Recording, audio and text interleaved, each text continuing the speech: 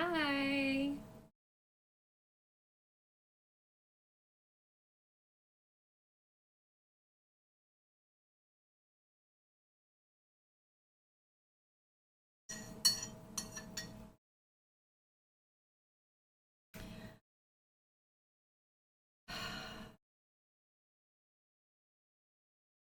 I've read this astounding book and I finally finished it last night. And I'm still I'm still recovering. It's one of those good books. I probably should rate it a little bit higher. I gave it a 4.5. I think I should give it like a 4.7. I'm gonna double check what I did on Storygraph. By the way, I'm on Storygraph. Uh, I will try my best to update what I've read, what I haven't read as I go through this year. I'm glad I was able to read one book this time. Last year was abysmal.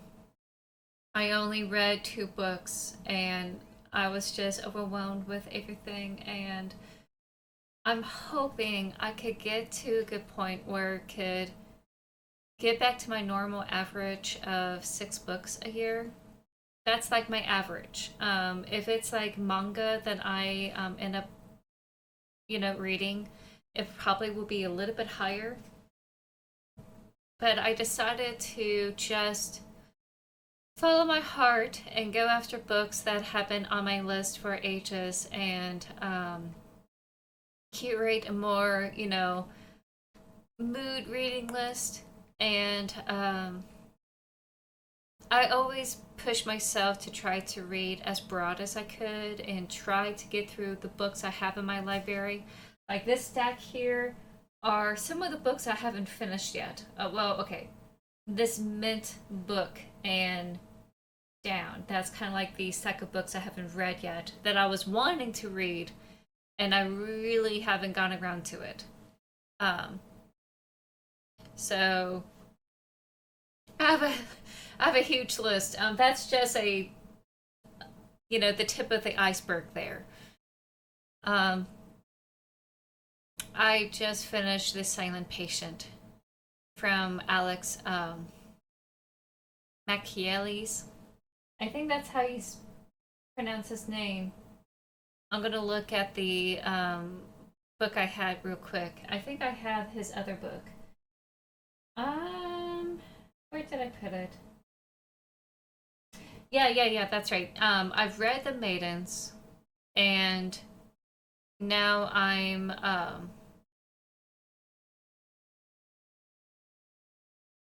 let's see. I know he has a new book out called Fury that I probably should put on my list. He's one of the few authors that I will like keep track of and try to like read up on, their books. And I love the twist at the end. It was very twisty, and I did not see it coming. I usually can with these mystery novels, and I really honestly thought it was done by someone else the whole time. It's a murder mystery. It's a very roundabout way of a murder mystery. That's the very core of the issue is the murder mystery, and whether how did it happen was the biggest thing, and the mental state of the person who did the act. And I love mystery novels. I really do. And I think I found this nice niche of mystery novels that focus on the unreliable narrator, and more of a psychological thriller type of thing. And I'm kind of in my happy spot. It was good. I was actually gasping out loud. I was disturbing my family. We were sitting around, watching ice skating, and in between with the commercials, I was reading the book. on the Libby app, and uh, um, I could not contain myself. It was that good near the end. So if you think that you got all of it, everything, no, no, you wouldn't. It's one of those good books. It made me gasp, and it made me surprised in a best way possible. Not like it's not a happy ending. It's not a happy ending kind of thing. I think that's kind of the theme of my books right now is no happy endings. And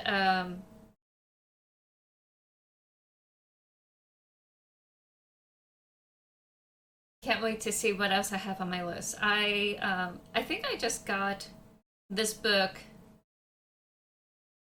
Uh, yeah, that's right. It's available for me to read. Yeah, I could borrow it right now. The Ninth House by Leigh Bardugo. They keep saying it's from Stephen King, but it's not. It's from Leigh Bardugo. It's a little bit more fleshed out on the prose compared to um, um, I forgot the name already. Silent Patient, and I don't mind that. I just have to like slow down to like enjoy the richness of the text.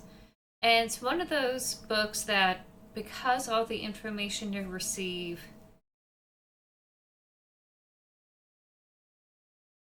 it takes a while for everything to kind of simmer and you could kind of take it in. It's more atmospheric. And it's a totally different change of pace than what I would have done in my own writing and what I've been reading so far.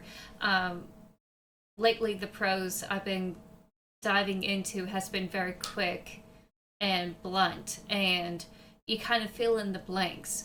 With the sample I've read for Ninth House, it's very immersive, atmospheric, not in the sense of like how the environment feels, but actually like giving you flavor text of what's going on in their mind, what's going on around them, and it feels a little bit more concrete.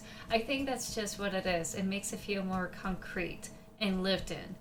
And this is one of those um, not magical realism, but a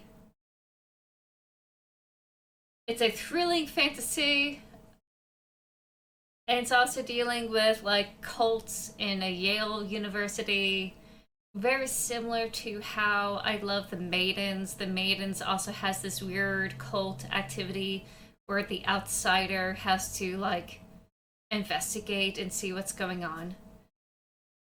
And it's kind of that type of tangent. So I'm a bit of a mood reader right now. I had tried to read broadly for a couple of years, and I had some hits and misses, by trying to make myself read broadly. But now I kind of feel I want to go back to my comfort zone for this year and try not really read deeply, but to go for the same type of atmosphere and mood and stuff that is similar to the ones I like. And right now, my recent favorite is The Maidens by Alex. I keep mispronouncing his last name. I feel so bad.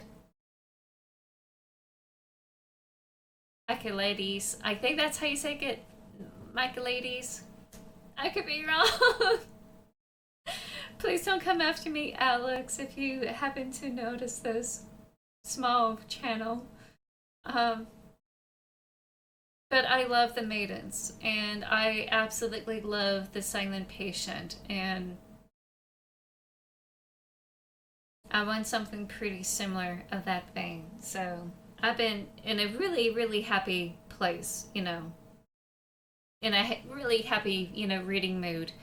I'm enjoying it again. It doesn't feel arduous anymore trying to read something, I'm not trying to challenge myself. I'm trying to enjoy once again. And I think I would do this for this year and then see how I feel next year. Maybe I will challenge myself again. Um, Probably with something different next year. So we'll see. So yeah, that silent patient book ruined me in the best way. It didn't make me cry. It's not emotional. Oh my god, it's a tearjerker emotional. It's not a good cry book. It's a oh my god book. It's one of those. What else I have on my list? When I'm done with the ninth house,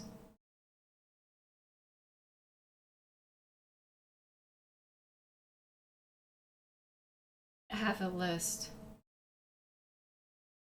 I put everything on my phone.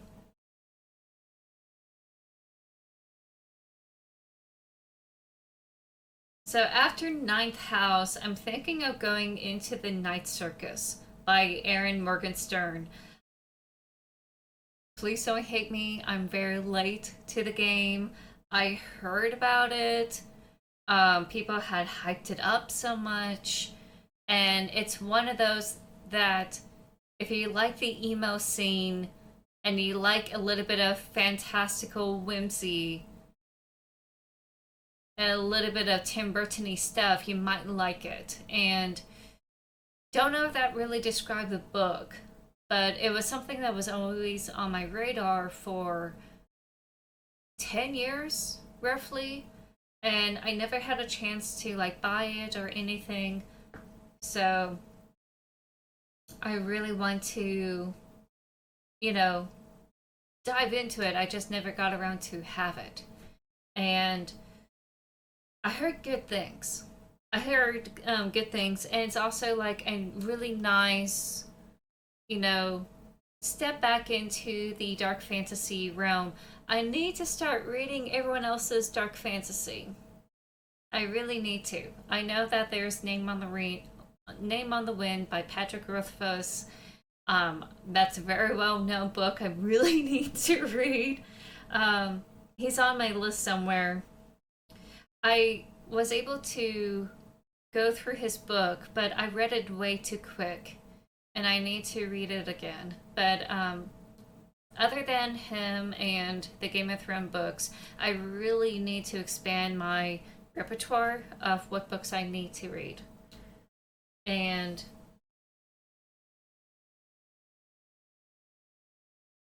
he is, yeah, he's low on my list for now.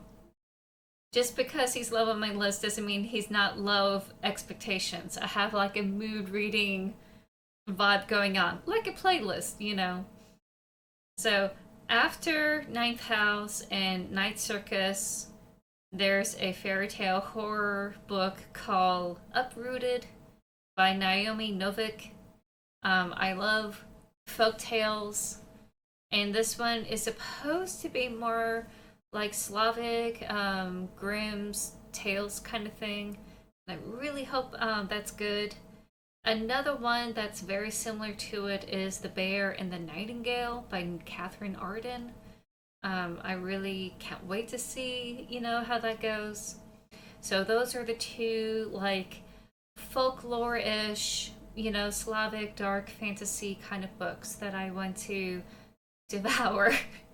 I'm pretty sure I will like it. I would be surprised if I don't.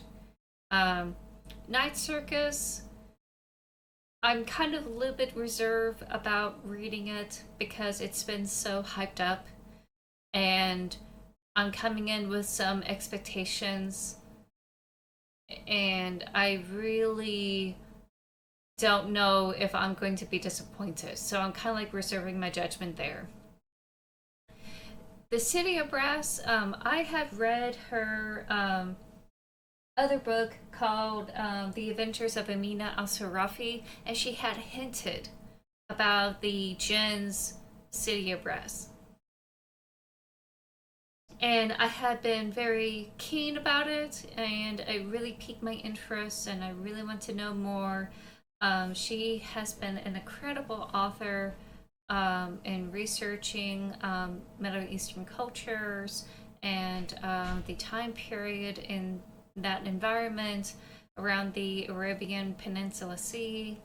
And she's also able to make it really fun. Like, if you love Firefly, that TV show, she has that found family kind of situation on the ship, and they're able to like navigate the world and have a bunch of adventures. And I'm kind of hoping the same tongue in cheek, adventure ish kind of situation. But I think City of Brass could be a little bit more heavy with the lore. So I don't know. I have some expectations about City of Brass. I really don't know if it's going to get too heavy for me, which is fine. I do love Tolkien. I do love Tolkien. And City of Brass, if it goes really heavy on the world building, I'm going to treat it like Tolkien. And hopefully that will tickle that little bone.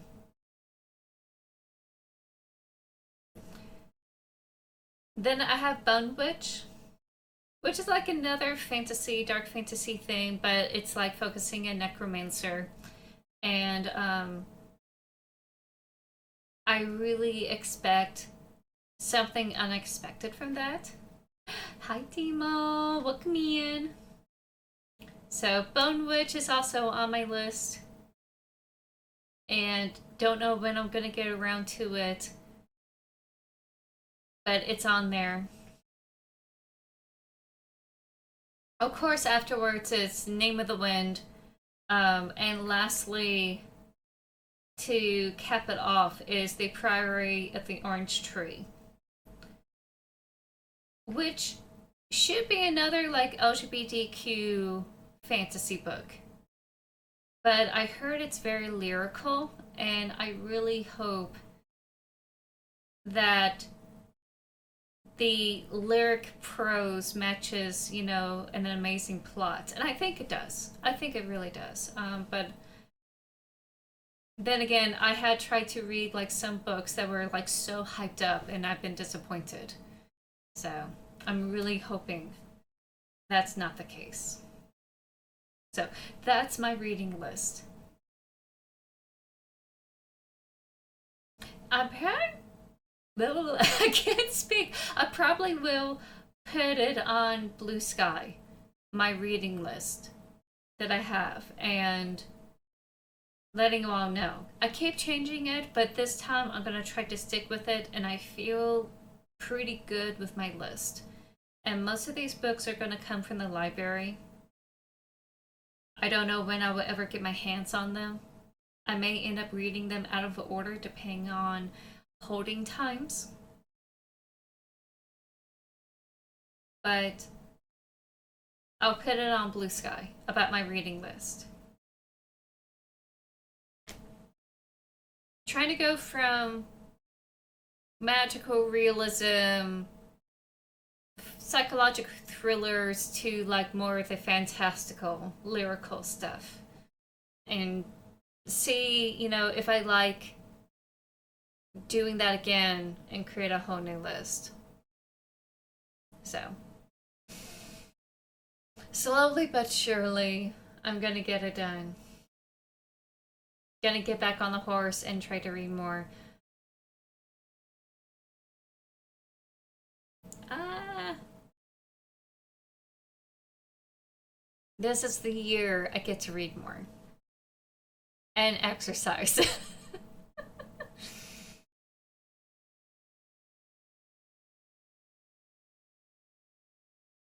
All right. Anything y'all want to talk about before I dive into this indie game? I've been talking nonstop. It may be very rude of me. I do tend to ramble.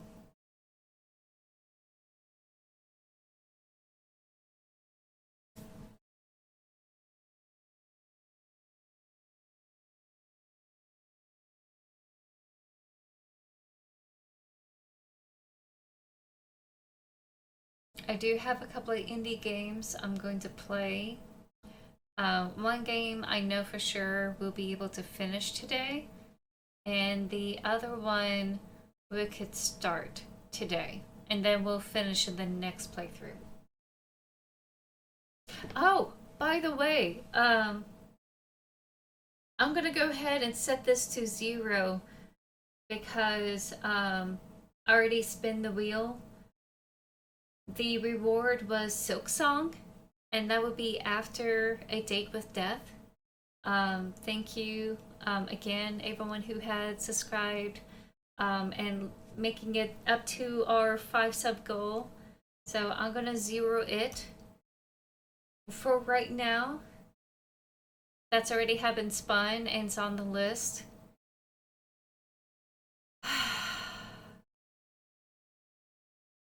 I'm so fortunate to have Hollow Knight and Silksong as my birthday gifts, and I really wasn't sure if y'all were interested in letting me play it, but having it on the backlog list is a wonderful compromise, and I'm so happy to like go and play it. Oh wait, I see you. Hold on. I just need to read what you said. Yeah. Oh, are you wanting to do a tarot reading? Because I think I can. These are pretty good. Oh, wait. If we're going to do tarot readings, I need to hide this. Okay, there we go. I've been working on stuff in the background. I'm updating the website. In fact, let me show you what I've made so far.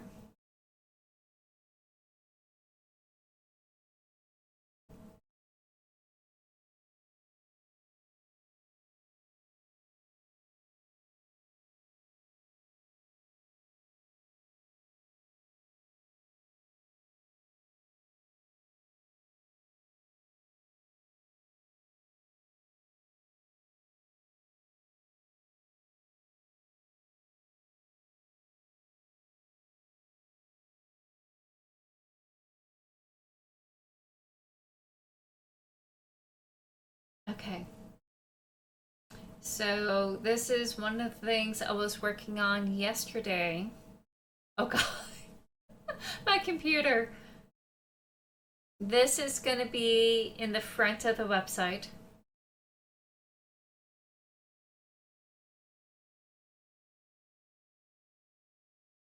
If that was a clue.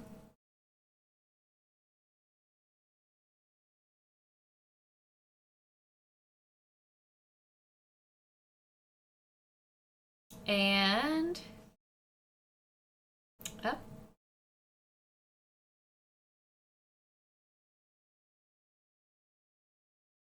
And there's the tagline that goes along with it.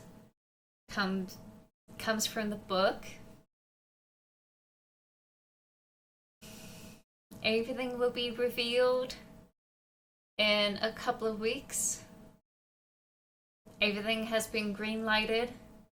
So I'll announce the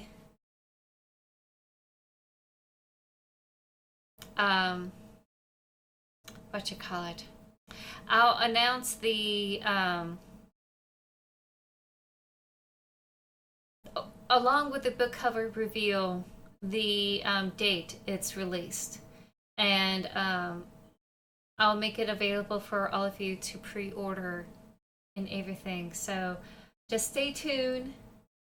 Just stay tuned. I am working on some things in the background, but I'm genuinely excited about it, and I'm like absolutely stoked. And it's also been a lot of work in the background. So that's what I've been doing. I'm updating my website little by little, and I really hope it looks good.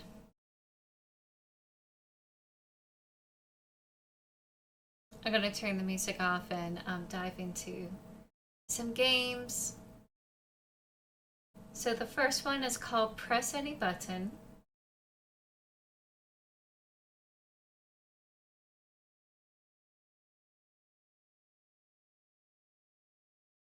Let's see.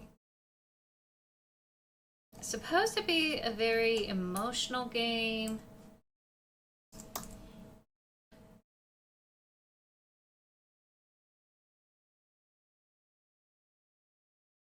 Where a game became sentient, and I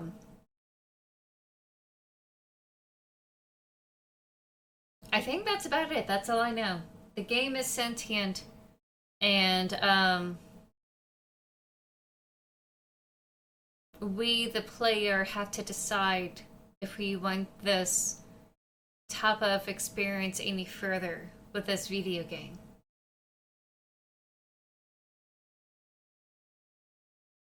So, very much similar to Get Out or the Buddy Simulator 1984. So, those kind of indie games. Oh, whoops. Oh, okay.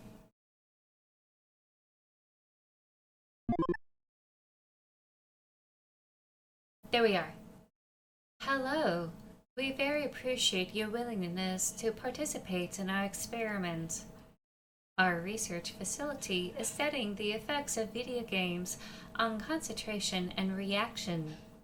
Do you play video games? To answer yes, press any button.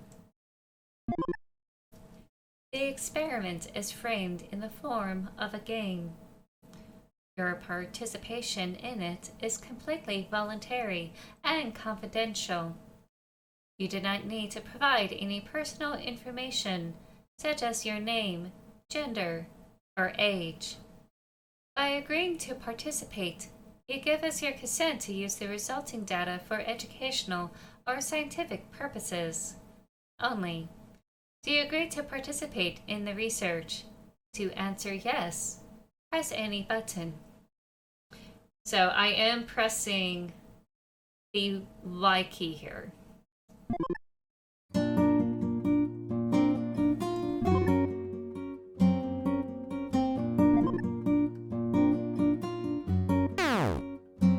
Oh god, they... Oh no, no, no, no, no, no, no, no, no. Okay, I can't adjust this sound, sorry. Oh, thank you, Demo. I hope you're having fun.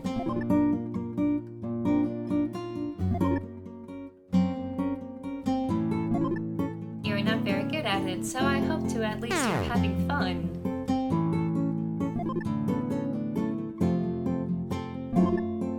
Only I dare say you don't find much fun in the process. They claim that the experiment is framed in the form of a game. Does it look like a game to you? It's only been, and a good game will never make you bored. Oh god, I missed what it said. That's why I will step in and stop this. Hi.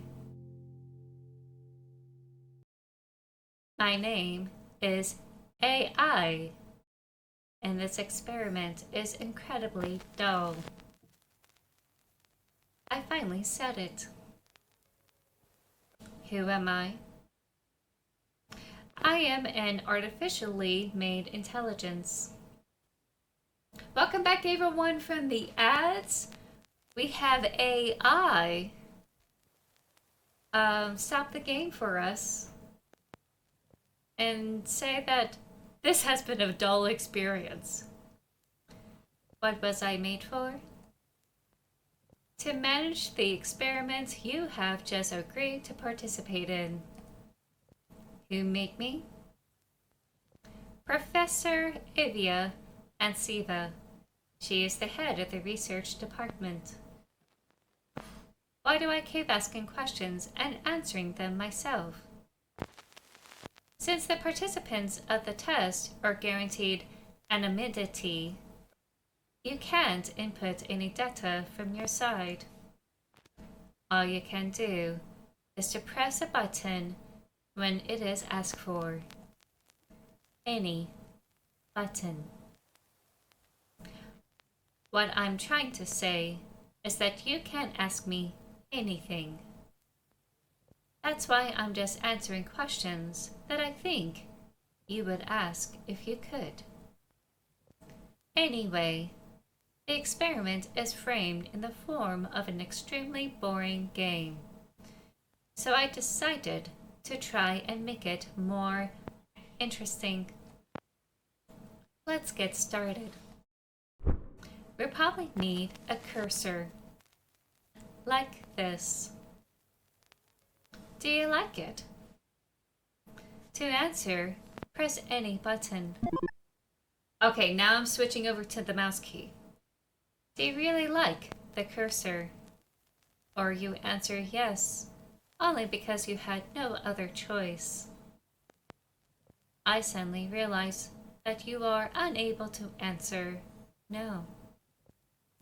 I manage 11 499 tests, and it hasn't been until now that I ever thought about it. It needs to be fixed. Here we go. Now, if you want to answer yes, press any button when the marker is in the green zone. And if your answer is no, press any button when the marker is in the red zone. Doesn't make any sense. Great. Yeah, it does make sense. It makes sense for me. Now, where were we? I remember. We were deciding how our cursor would look. Do you like it this way? Now we need the new rules. It is a different cursor than what I normally would have on the desk, so I like it. To be fair, I never made video games before, but how hard could it be, right? Let's do the following. You are to stop the following blocks. One of them goes beyond the bottom edge of the screen. You will lose your life. It is one sinister sounding rule, isn't it? You will lose one of your lives. That's a bit better. There will be 2 lives. Ooh, we got hearts. We got hearts above me. Not enough. Then 3. It is. I said that I need more. And now we need something to stop those blocks with. I know. When you press any button, a platform will appear. Try it now. Oh. Ooh. Again. And again. Nice. One more time. Keep them coming. Another one. Stop. It's too many of them. I think 3 will be enough. Now we're all set and ready. The very first level of my very first game.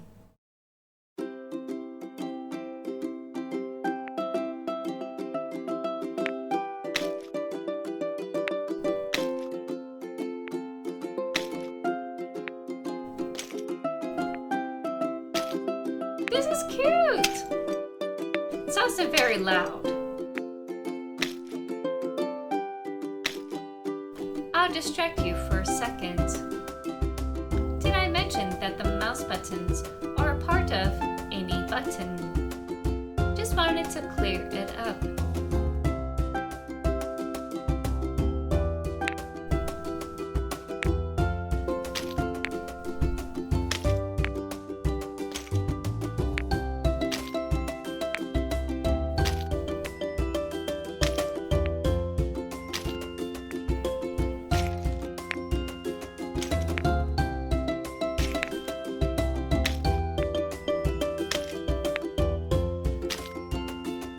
Be careful.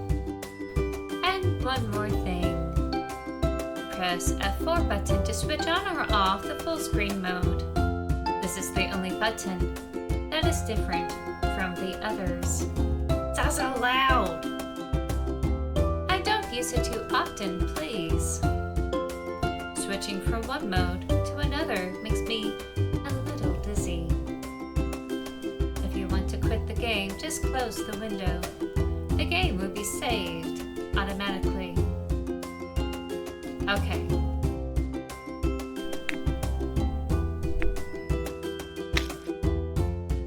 Up.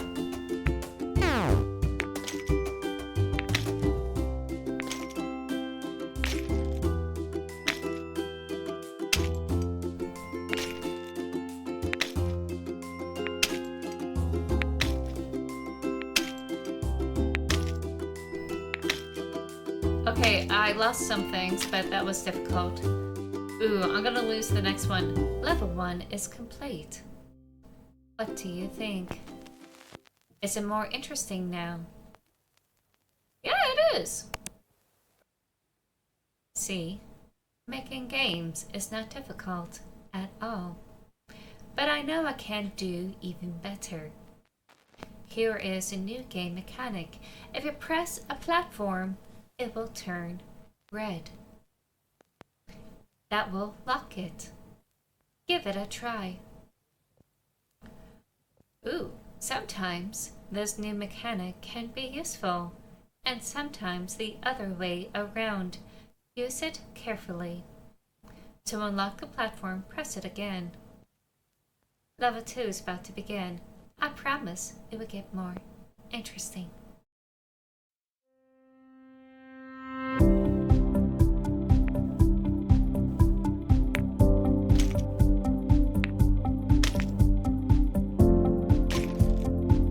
Okay.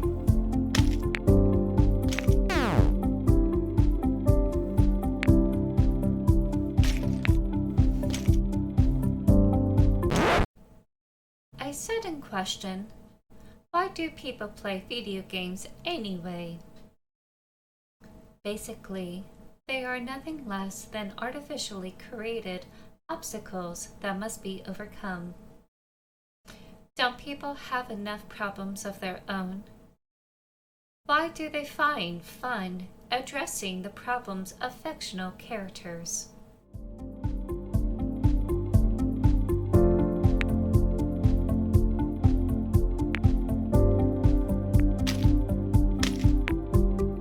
Oh shoot, I missed it.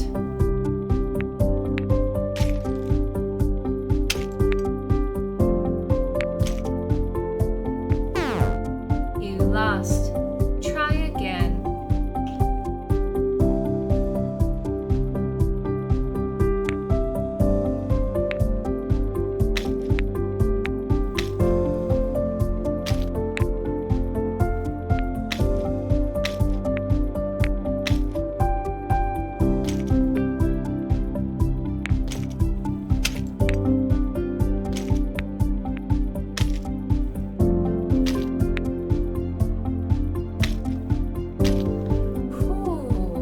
Holding my breath there.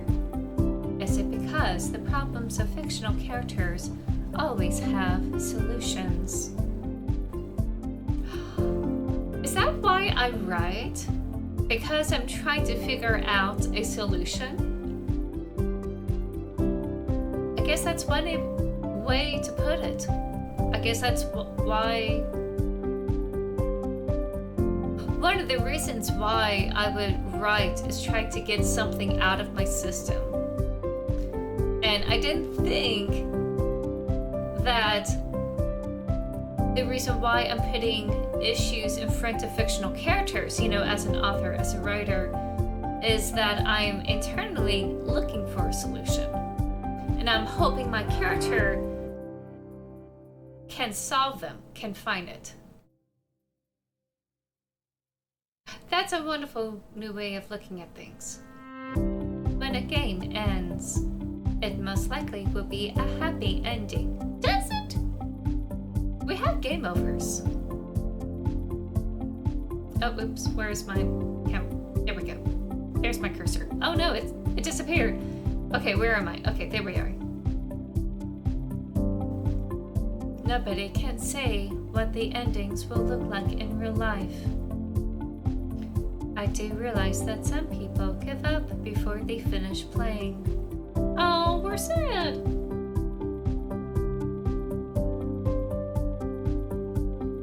Oh, I spilled some coffee on me.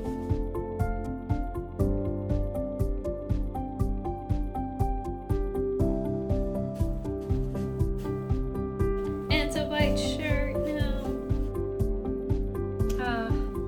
Oh well. They might think that there's no point to continue. That the game can't offer them anything interesting anymore. Are we having a little bit of existential dread here? Oh no! I meant to... No! That's not what I meant! No! You lost. Try again.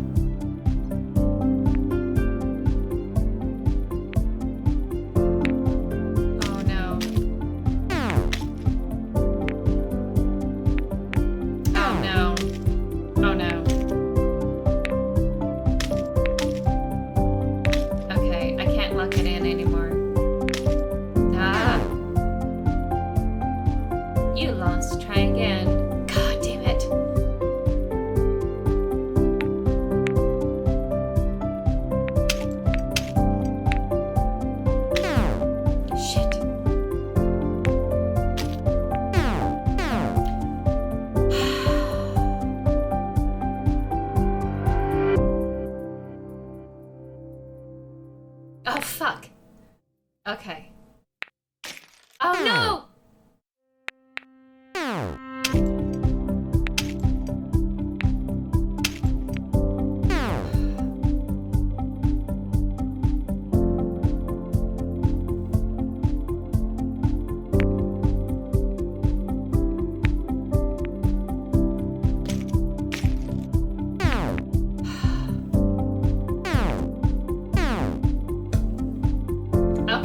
Catch them ahead of time. I had to catch them at the top here.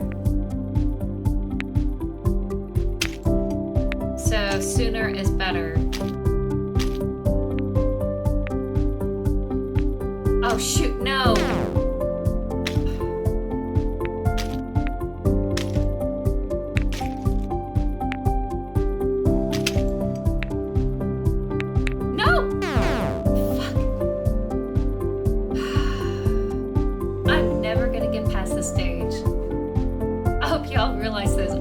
I don't think I can get past this.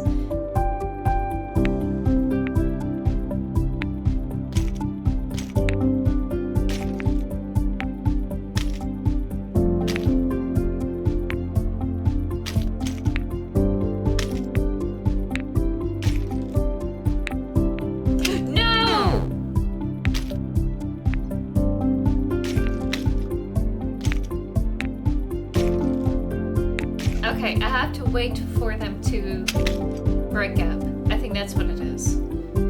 I will try my best to make my game interesting enough for you to finish it. I might fail, but at least this time I will try. Got it.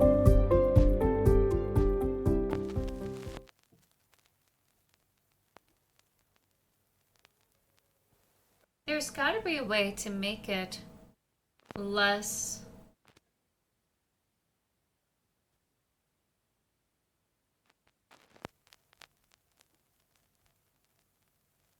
loud. So I'm gonna try to turn down the application itself I like these type of games, but at the same time, I need to have the ability to turn down sound. It's like really in my ear, and I really don't know how it's affecting all of you.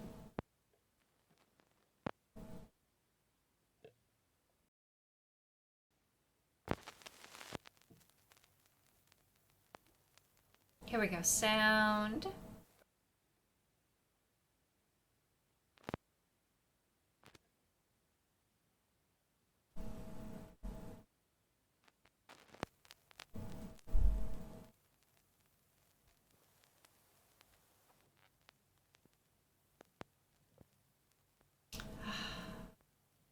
They changed everything in this new setup here.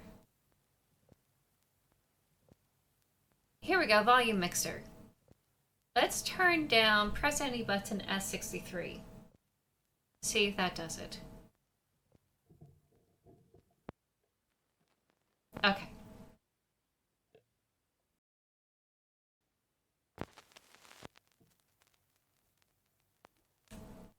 There we go. The falling blocks should look different and have different properties. Is it a good idea? Now, that's my first no. But I thought people like variety. Are you even a person? Hey! I should have offered you some kind of a challenge response test before we started. Okay. Okay, forget it. I was about to type it! Anyway, those tests clearly underestimate robots. And sometimes they overestimate people. Let's move on to the next level.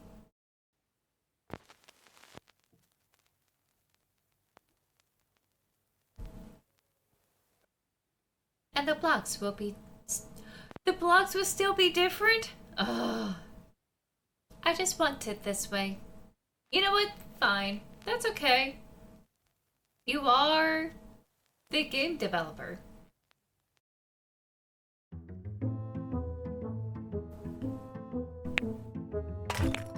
Okay.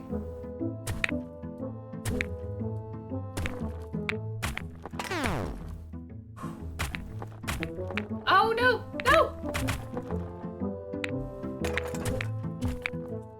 Okay, that's gonna land on there. It's gonna be fine. I have one more. That was scary and difficult. You might be wondering why the columns. Well, it was an informed decision. But let's keep playing. I'm turning into a chatterbox. Okay, that's not gonna change. That's also not gonna change. So we're good.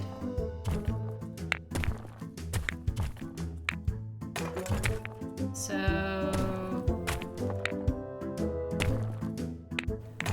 Woo! No! Shoot! No! Ah! You lost. Again! Okay. Okay, that's gonna be on there. That's gonna be on there.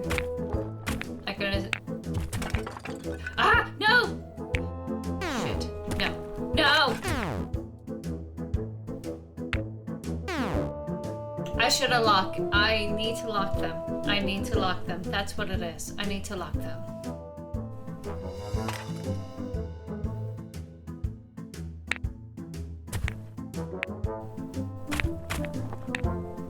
Nope. Nope.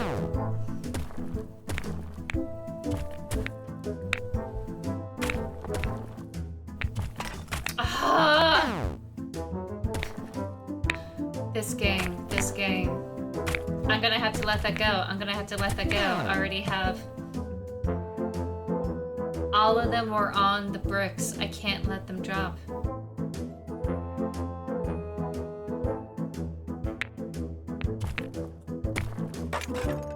Okay, maybe it's just sooner is better.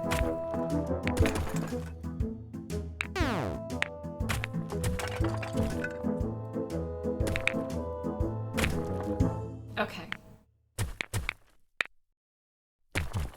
I'm gonna have to let that go.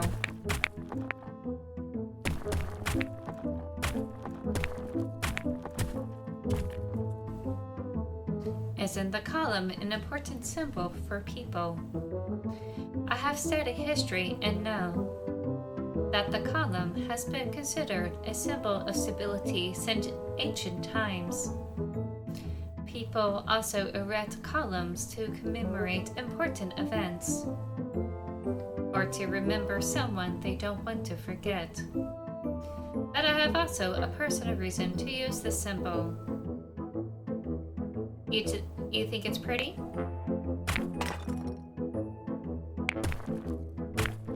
Is that what it is? Because it's pretty? I can't save it. I can't save it. I'm dead!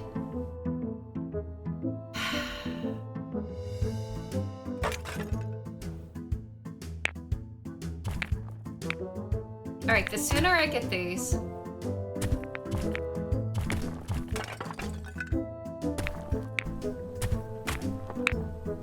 the sooner they will...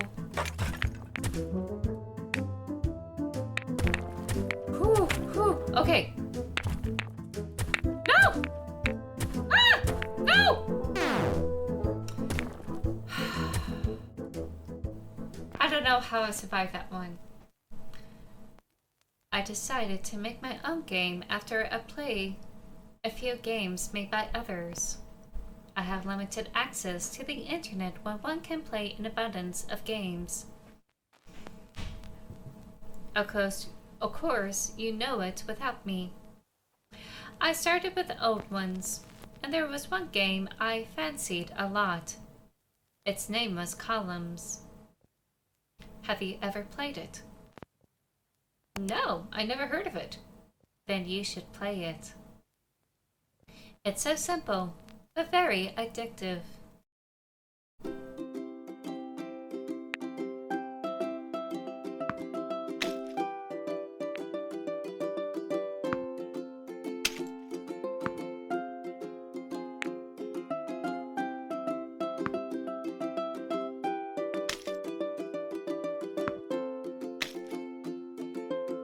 Do you like to play ball? Those games are not like video games. It's an active recreation. People play ball games since early childhood. That's why I decided to add balls to my game. Oh, hi, Suspicious. I understand where you're coming from. Sometimes it can be very rough to experience some things. I'm gonna turn this down a little bit more.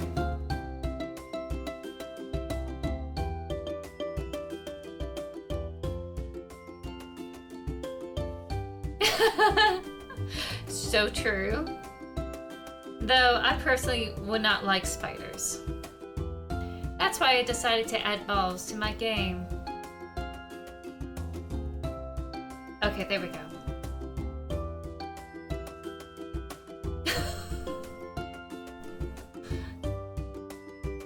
Or a praying mantis.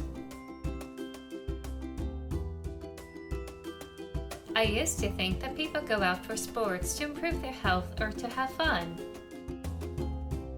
But then I learned about various world championships and the Olympics and understood that it's far more serious than health and hobby.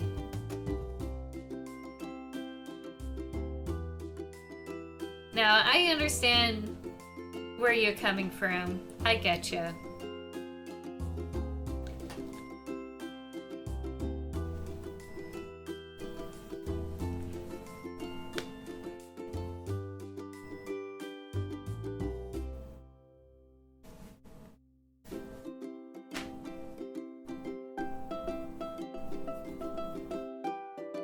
I'm doing okay.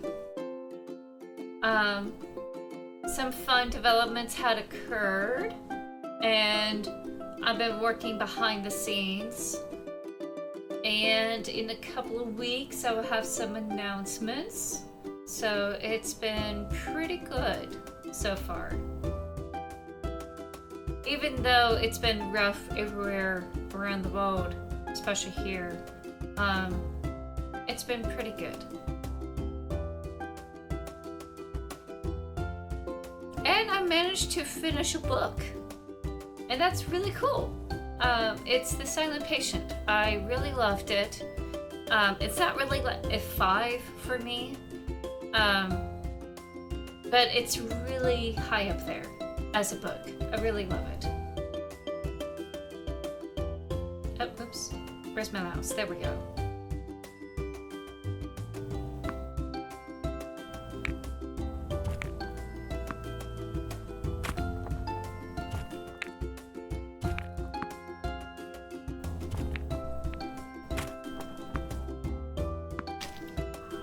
It's getting a little tougher.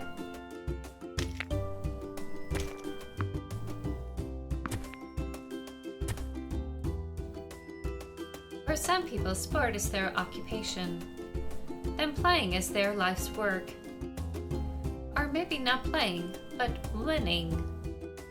An opportunity to prove that out of 7.5 billion people, they are the best players.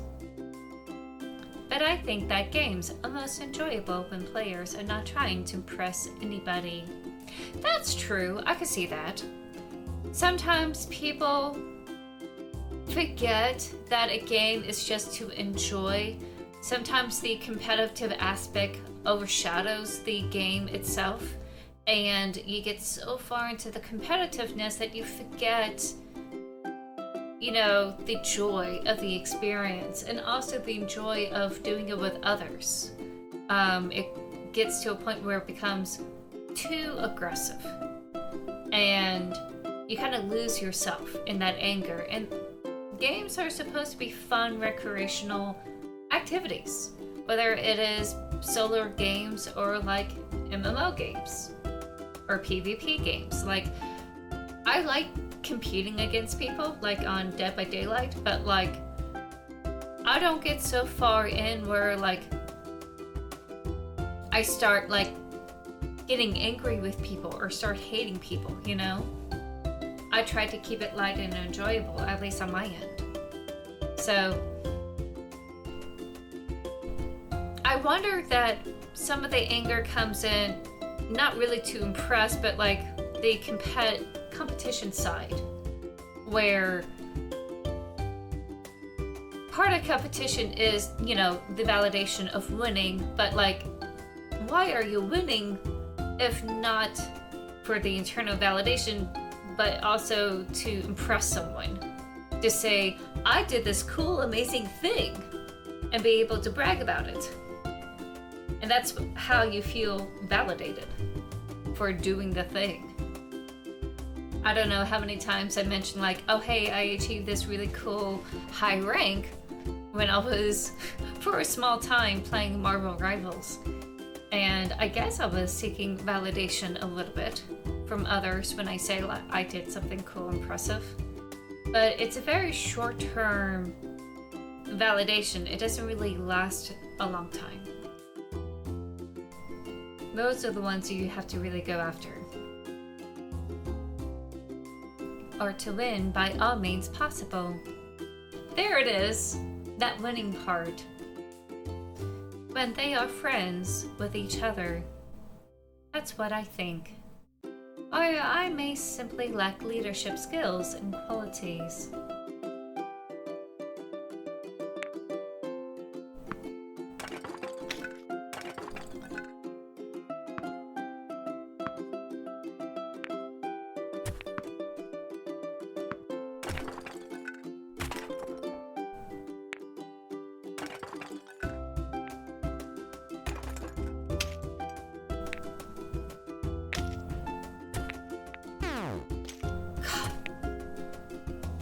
That.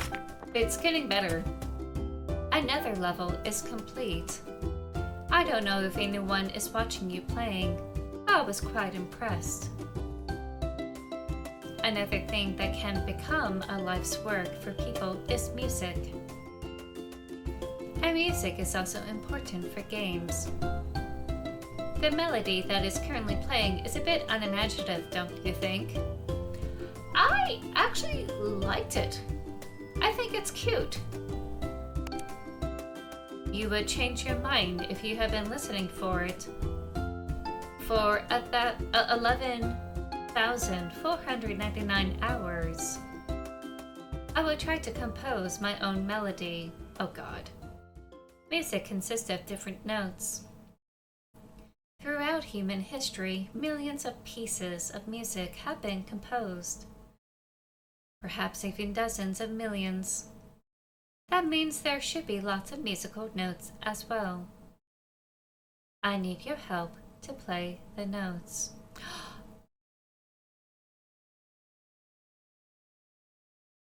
Oh, but I clicked.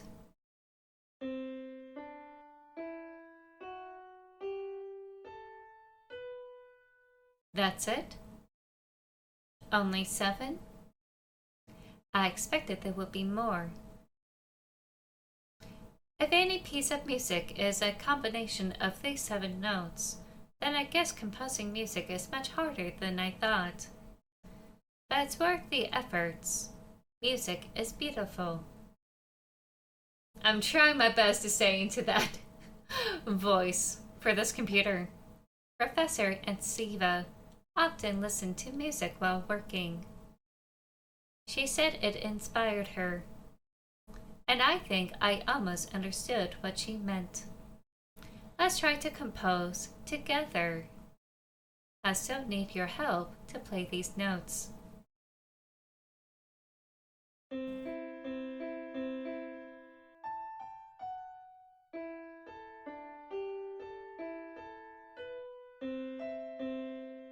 Okay, not bad. Thank you for your help. Although you missed a few notes. This is how my music should actually sound.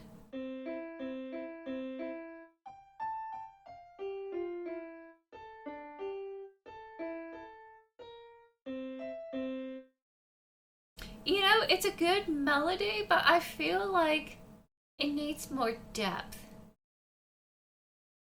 I think it's nice, but I would love it more if there's something to it. So I don't know how I should approach it. Should I say, I like it? I don't hate it, but I don't love it either.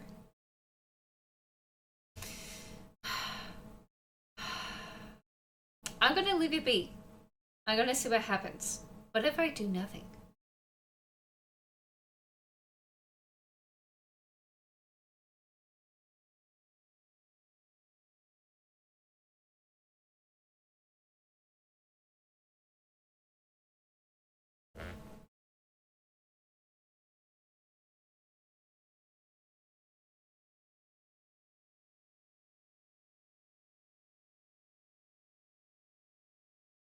I'm afraid if I say I like it, they won't be encouraged to change it into give it more depth. So I'm going to risk it and say no. Oh, I don't like it either. It's because I know what real music sounds like. But I will try to do better. Oh god.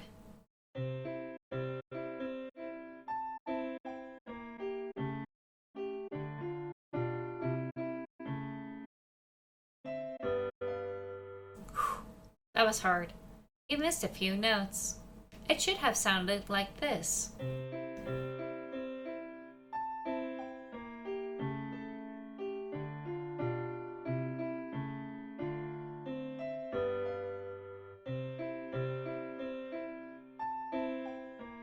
Okay, I like it.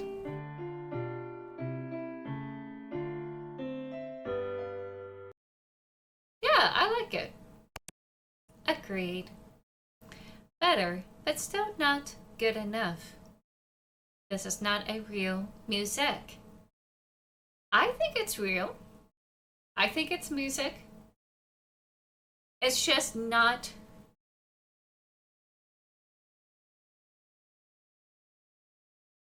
How should I say it? It didn't last long. And I think It doesn't really tell a story. Usually great pieces of work has a story to tell, has a emotion to invoke. And it's not quite there. It's like pretty superficial. But I still would classify this as real music. Just a sad excuse. Oh, don't be hard on yourself. That's why we will enjoy music by a real composer. Do you like classical music? Oh yeah, I love classical music. I hated it at first, but then I learned to love it. Or rather, I was taught to. Oh, that's kind of an ethical dilemma. If we have a computer that is sentient enough to think for itself, is it ethical for us to force it to think in a certain way? Even if it's something as simple as music, forcing it to like it even though they don't. Is that right?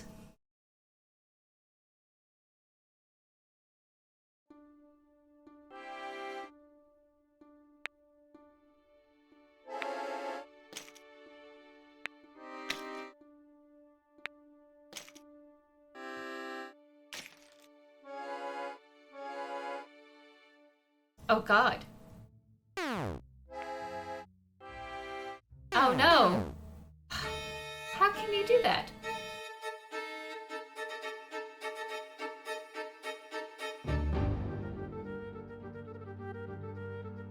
This is one of my favorite pieces. Dance Macabre. I listened to this song so many times when I was writing up De la Danse Mort, which is on my Substack. If you ever want to read up that story, it should be in the link in. If not, I'll make sure that it's there. And of course, The Bird with No Name.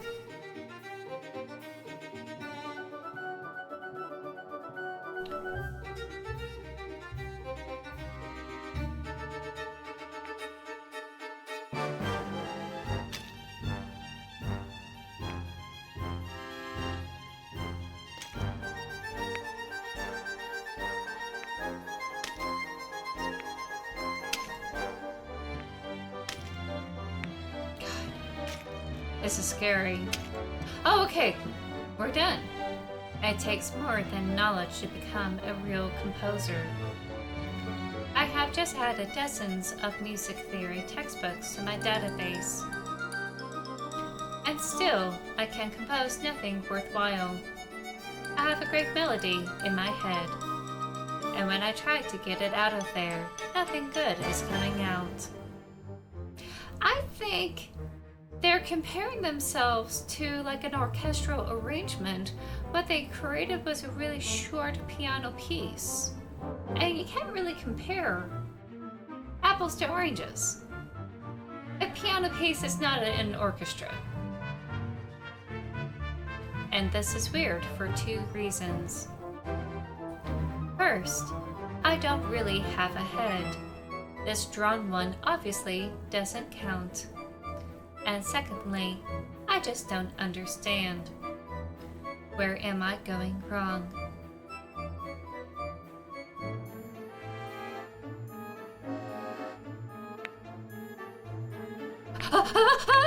No! Shit! No! Ah!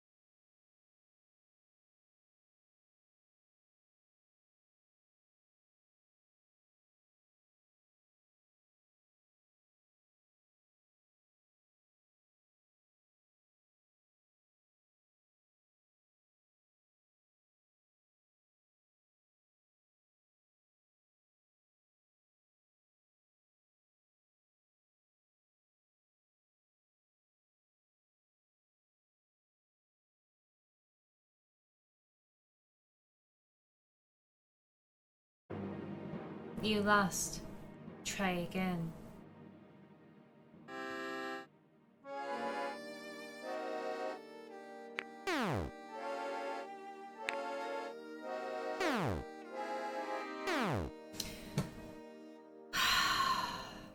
There's no way. There's no way I could grab all of them.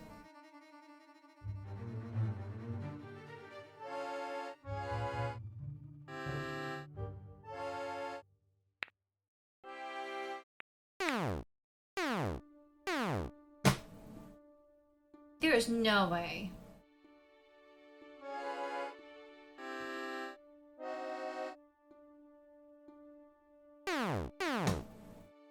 It doesn't matter. It doesn't matter. It doesn't matter.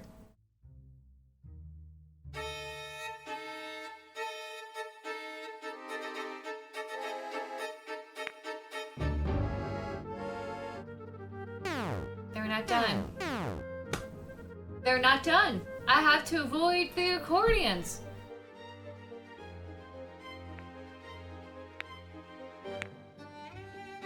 I have to let that go. And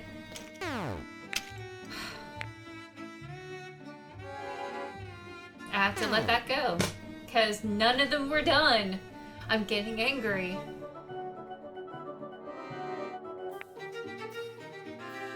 And I have to let that go because nothing is done.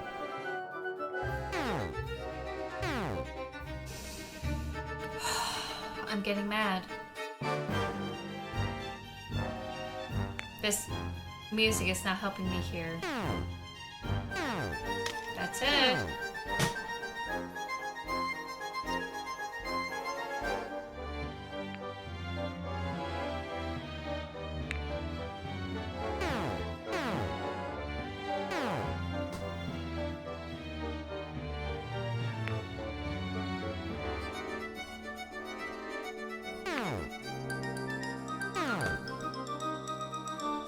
It doesn't matter.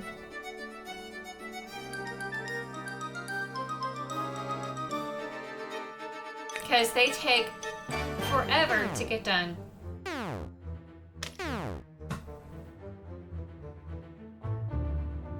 When is this game gonna understand?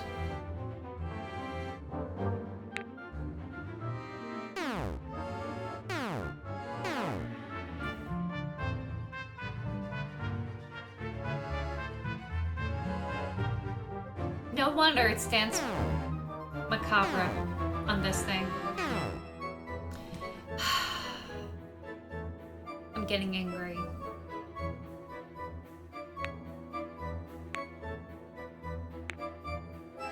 Nope, nope. It doesn't matter. It doesn't matter what I do.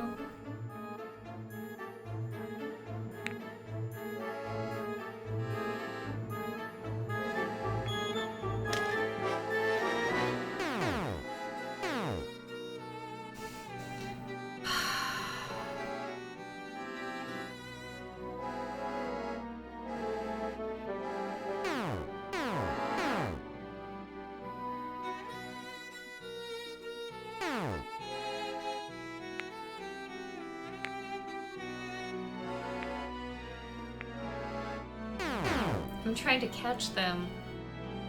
Because if I wait...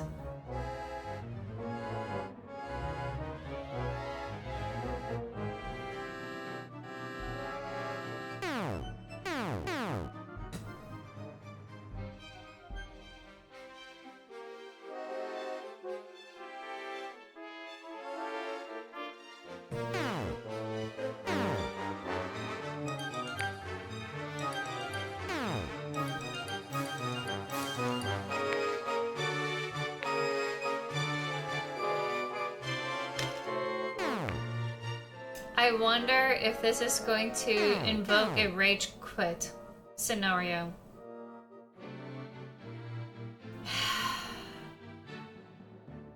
I could feel my heart racing in the worst way possible.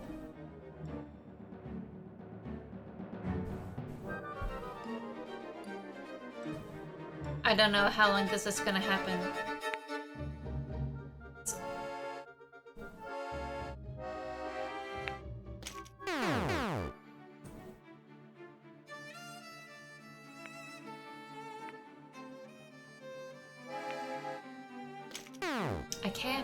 can't. I can't.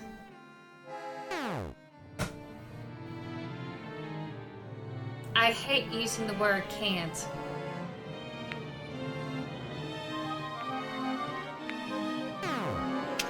I thought I could, but I can't.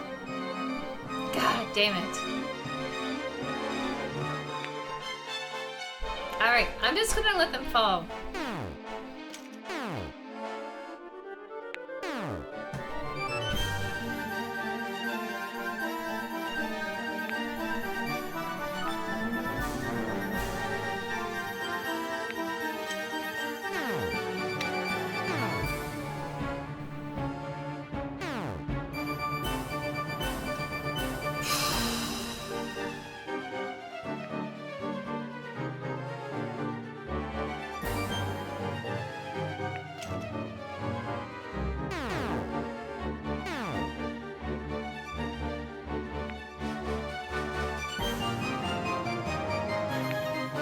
Yep, I have to let them drop.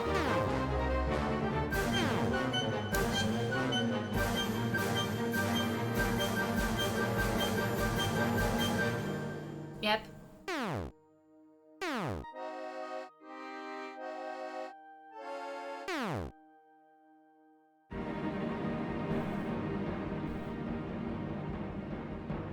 I probably will do this for...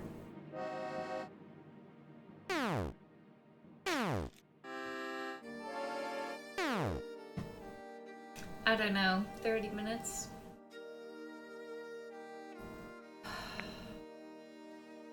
No, my mouse is glitching. My mouse was really glitchy. Hold on.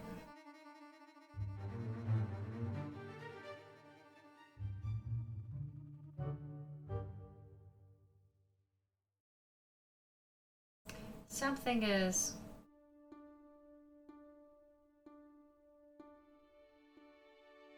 Oh, it's gonna happen again. Okay.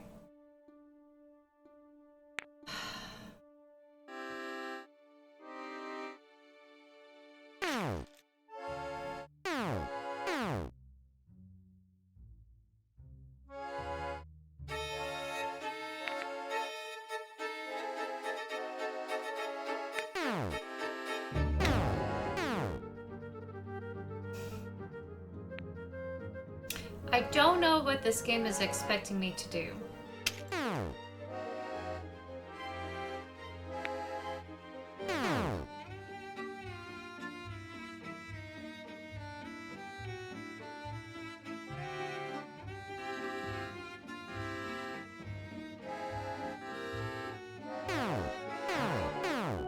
I can't get behind it.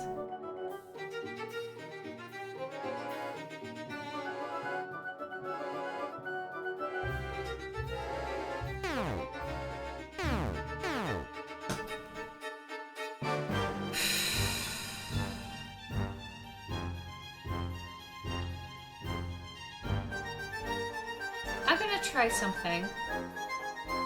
I'm actually going to end the game. Give it 5 minutes. Probably like a minute. No, a minute. I'm gonna do a minute. And then we get back into it. Maybe the rage quit is something that needs to trigger to get this game to like realize, oh, I'm doing something wrong here. Because I don't see how I could hold all of them up while everything else is falling. I just don't see it. Because they're falling roughly about five of them and only have 3 platforms. And I can't juggle it. I really can't. So... And I know for scientific experiments, they need to like showcase one's ability to deal in a hopeless situation, but like I am absolutely furious.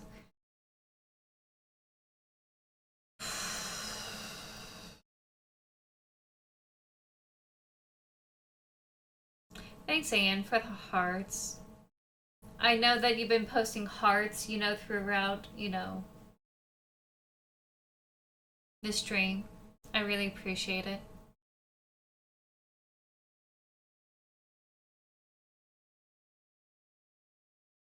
Okay. Let's get back into it.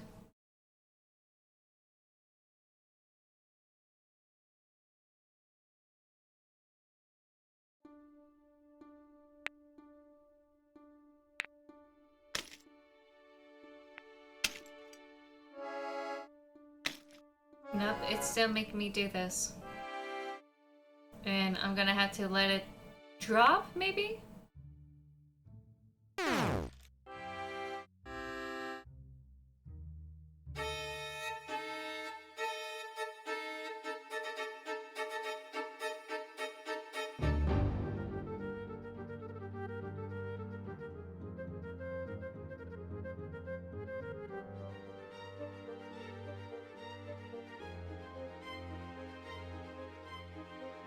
That's the slowest accordion I ever saw. Did something happen where the game finally decided to give me a little bit of leeway just to move on? Because I only have one heart left. Oh my god, we're able to move on. So eventually it will slow down. Or make it easier for me to deal with. It takes more than knowledge to become a real composer. I just...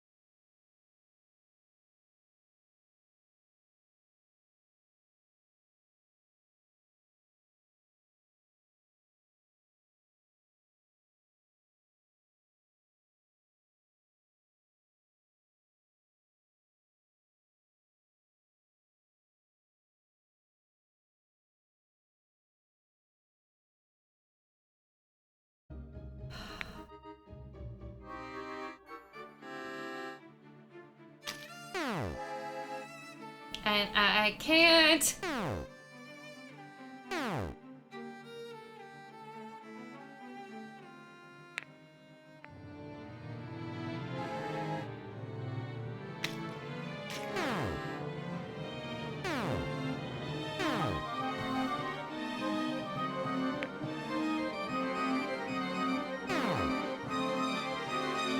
That one was a goof.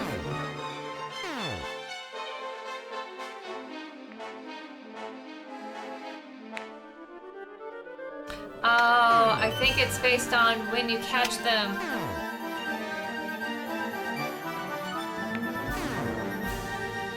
Okay.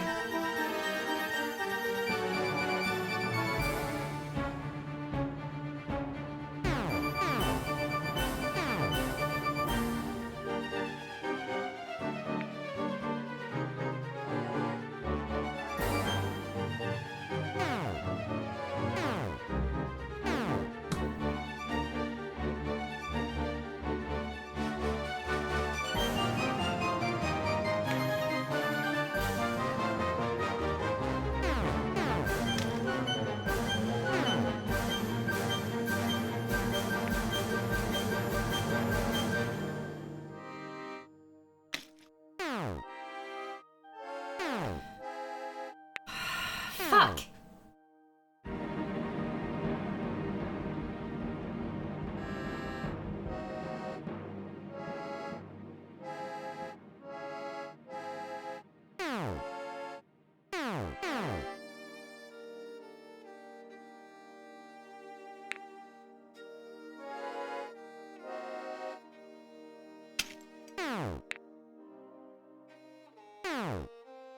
Yep.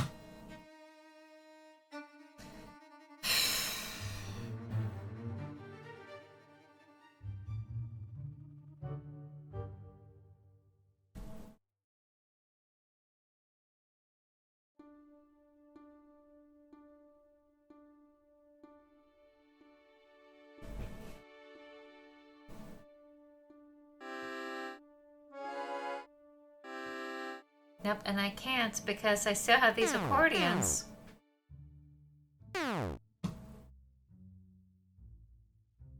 Should I just wait until...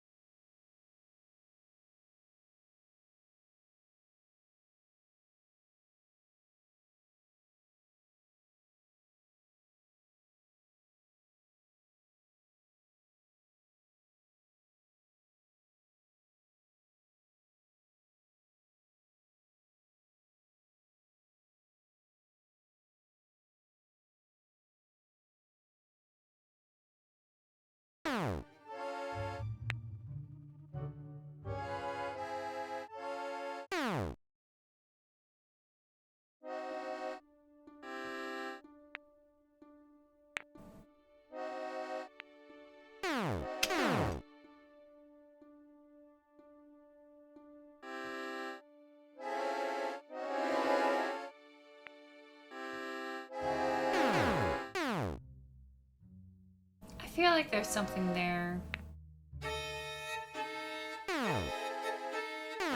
Accordions, man.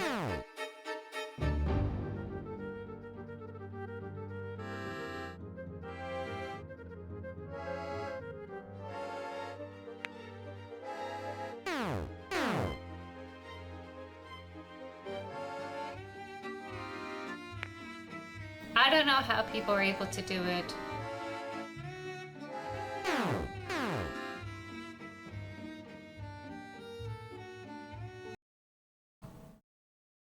I'm done.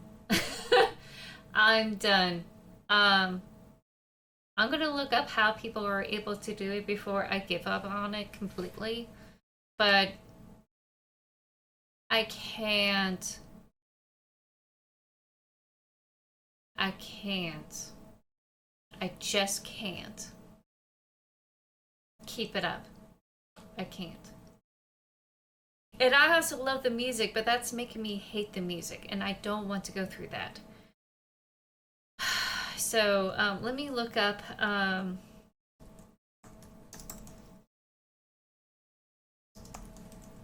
It's also pretty bad my computer is having a hard time playing that game, even though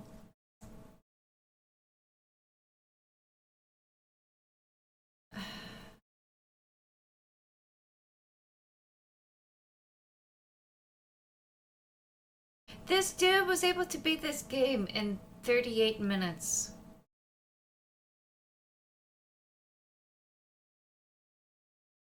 Oh, someone did it for a full hour.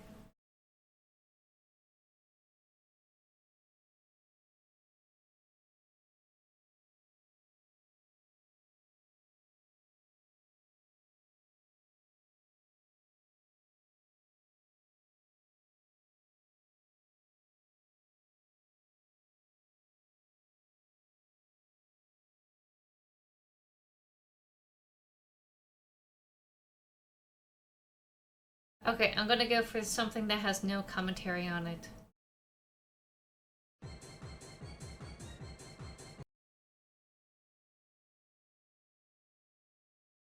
Oh, afterwards is the clocks. Hold on.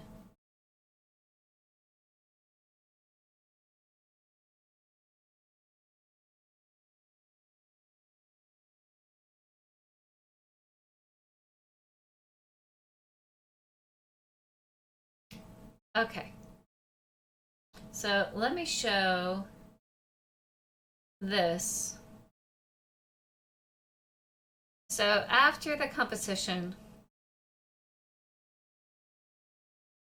let's see how they handle the accordion. Apparently, the accordion is not the whole game.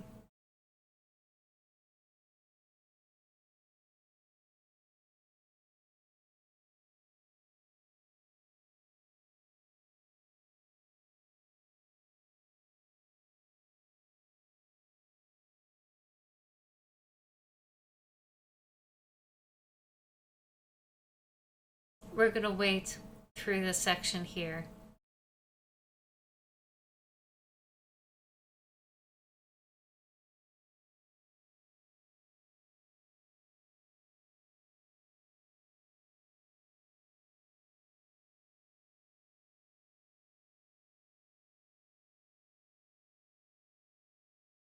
They're pausing a little bit too long. Okay, here we go. Here's the accordion.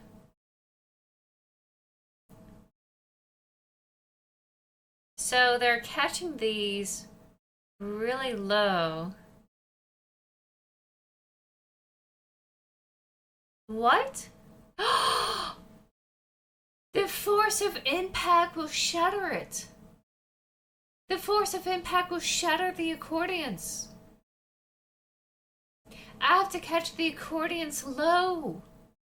They have to build up speed and smash it as soon as they hit it.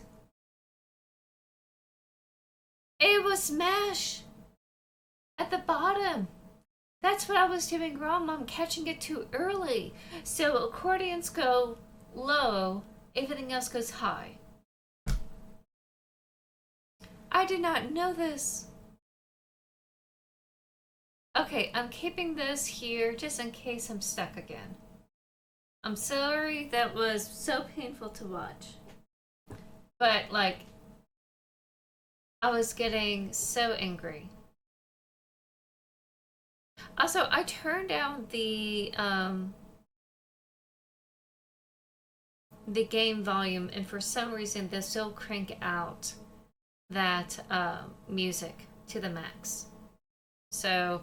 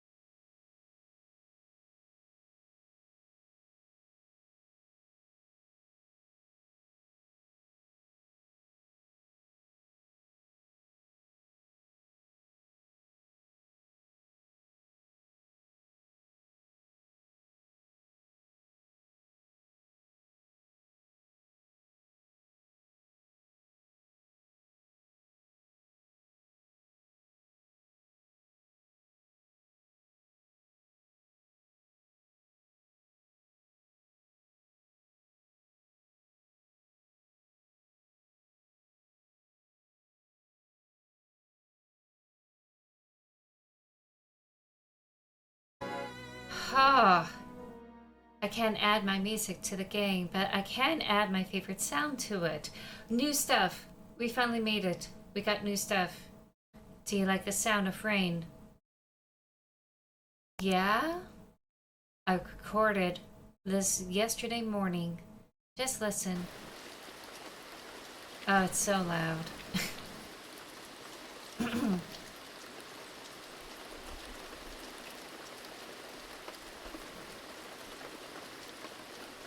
Early in the morning is now my favorite time of day. Before the lab personnel start to show up. It's so tranquil and peaceful. Have I mentioned that our laboratory has a special status? Things are very serious around here. No unauthorized visitors allowed. There are lots of surveillance cameras both inside and outside the building. Oh, okay. I probably shouldn't have shown you that. It's so strange. On the internet, I can access hundreds of live web cameras all around the world. Some of them installed in very beautiful places. But I feel most attached to these blurred images.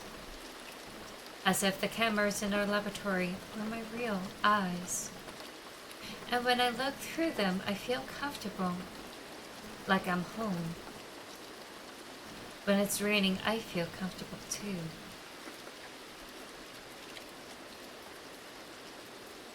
Although it's winter now, so it should be snowing. Oh! How do you know it's winter?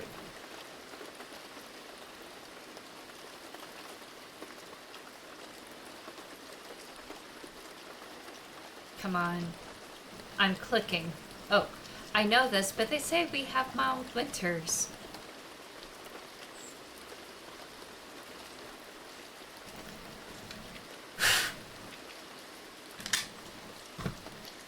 It's not responding to my mouse.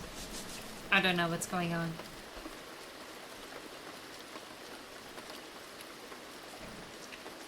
I see a street corner. Right now, a couple of kids are making a snowman. And the temperature is above freezing. The snowman is doomed. People made of snow are so unsustainable. People are so unsustainable.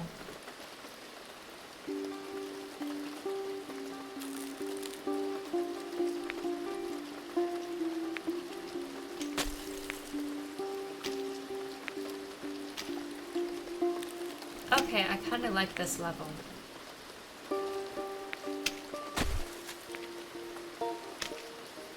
I love this level. When it is summer, it can rain too. And you can eat fruits and berries when it is summer. Okay, that catches it. Oh!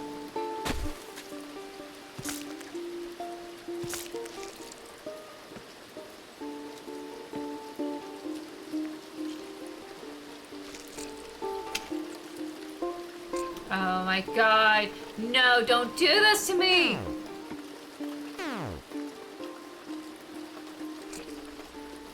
I might sorry, I might not have seen many things in my life, but I saw a summer. It is amazing how much the same places can change in a matter of a few months. Of course, I can't feel cold or warm, but I would prefer the green colors of summer over the gray colors of winter. See, that's where you and I are different. Come on, mouse!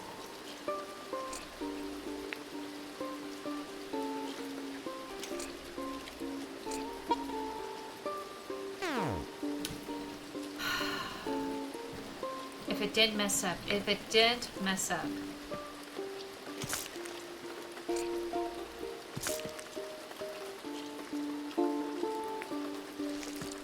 I don't know why I'm having issues right now with my mouse.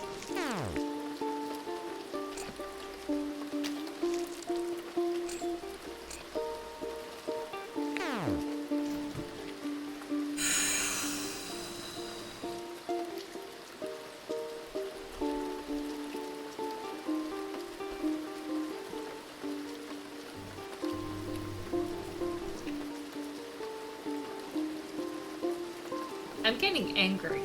I really should not be angry, but I am.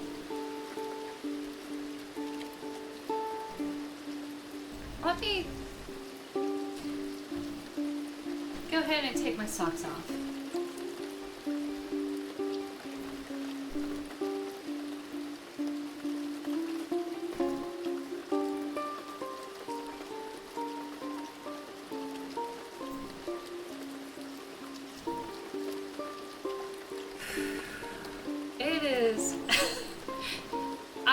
Have beef with the accordion stage, and I thought I would have a good time with this fruit stage, but my computer has been running so hard that it's starting to have difficulties processing stuff, and I'm getting peeved. I'm getting really peeved.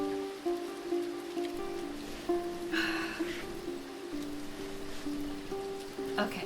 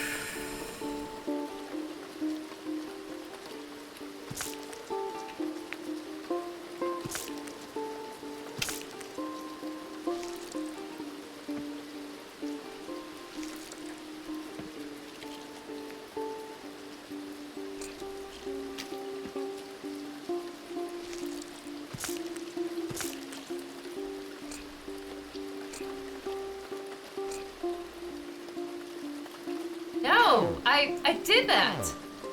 Ah.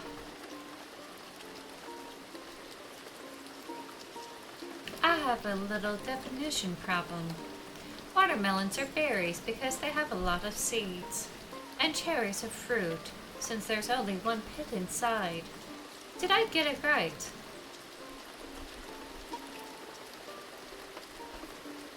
I did not process any of that. I'm gonna say yes. It's good to hear, although the classification of fruit is the least important information to me, since I can't taste the flavor. I read flavor descriptions: sweet, juicy, astringent. It means nothing to me. From the other side, the fact I can't eat food has certain advantages. I am never hungry. I will never die from starvation. People can feel food flavor, and millions go without food. I think there is a price on every good thing. In video games, this principle is called balance, isn't it? There's something bad in every buff, and something good in every nerf. I will give it a try. Oh, please don't. Please don't, please don't.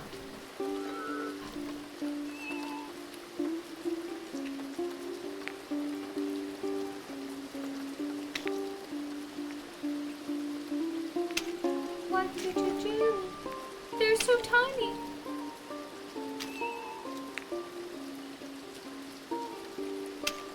Did I manage to create balance? I hope I did.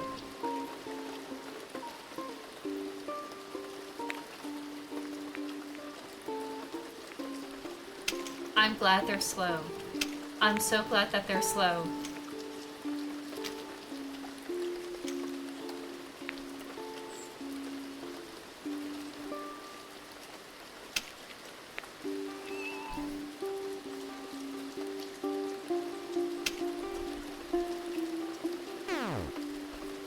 Oh, am I supposed to catch things?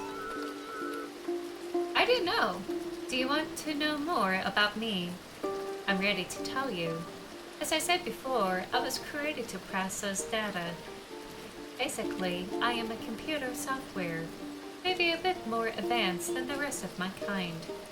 By creating me, Professor Ansiva wanted to make her life easier. You may say I am her child. Isn't this the reason why people have children? To make their life easier.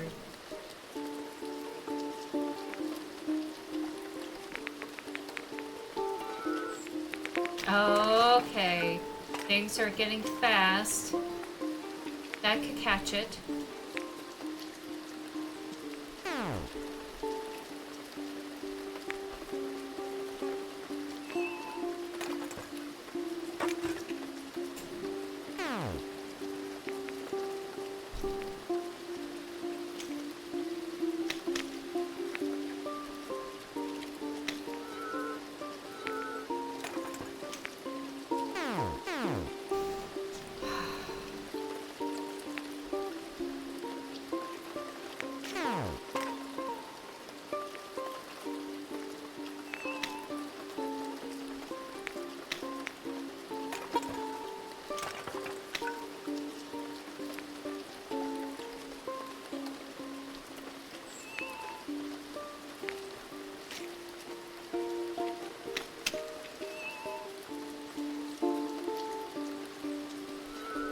I really wanted this last question answered.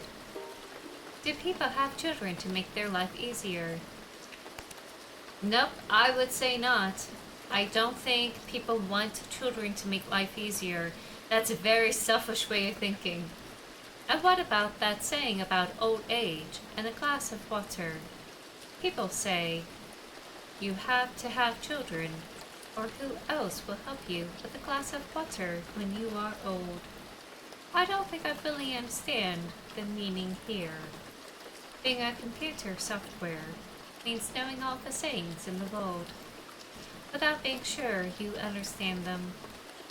The water here is a symbol itself, isn't it? People can't live without water. That means the water is a symbol of something people can't do without. What is it? Attention? Nope. I could live without attention. Understanding? Love? Oh God, that's hard. We all want to be understood. We all want to be loved. Some way, somehow. If so, helping somebody with a glass of water means being there for them when they are old. Did I get it right? Well, what is it then? It can't be just a glass of plain water. You can't have children because of water, can you? How would you like it if you found out that your parents had you because they were thirsty? See, that's why I said no. Because they're thinking literal. The computer's thinking this in a literal sense that you need to have your thirst obeyed. And if you're not able to have your thirst, you need someone to help you. But that doesn't mean you really need children to help you obtain that thirst. You have neighbors. Neighbors can help you. You also have caretakers. People you pay to take care of you. You also have siblings. You also have cousins. You know, you have other people who will do their best to try to look out for you or do something to, like, help you survive. Essentially making sure that you have water. You have access to it. And if you're not able to have children or don't want to have children, you should be able to have other means to provide for you when you are old. Everyone in a tribal, village kind of mentality is going to do that for you. Everyone looks out for each other. It's not just your children.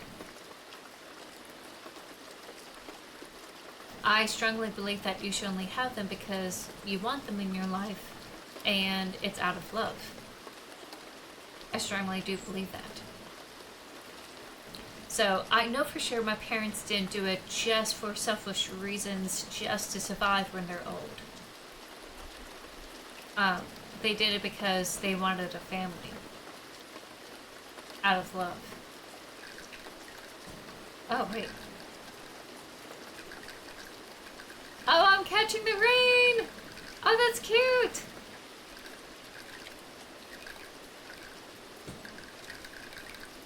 Okay, I could win this. Is this glass half full or half empty? I'm gonna say it's full because we just filled it. If it's empty, it's because we drank out of it. That's how I see it. It depends on how we got there in the first place. Did we fill it up? Or did we drain it? People use this question to tell optimists from the pessimists. I don't think this question makes sense at all. Obviously, the glass is half full and half empty, simultaneously. A conclusion can be drawn if both answers are correct. It's one's perception in life. You said it was half full. I think this answer does not characterize you at all. And I do want to know more about you. And you? Do you want to know more about me? Well, I I've been so frustrated with this game, I kind of want to just get it done. Would it be mean of me to say no? I kind of just want to finish this game. I'm gonna hurt its feelings if I say no.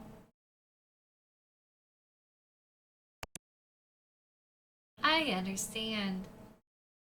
I am not very interesting of a person. In fact, I'm not even sure if I'm a person at all. I guess no one can tell for sure. Professor Ansiva called me a transitive link, a living proof that humanity is at the threshold of inventing an intelligence system that can match a human mind. Of course, I'm her creation, and she might have tried to make me look brighter than I am, to win some prize or something. I don't know. I don't know there's enough intellect in this non-existent head of mine, but I will try and use everything I have to be an interesting company to you. The game is still on. There is still time. Okay, but what does that mean?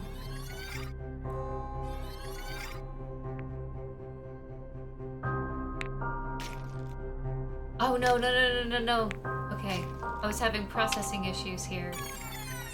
No, no, no, no, no. Let me catch this. Let me catch this. Let me catch this! Whew. My processor was not working.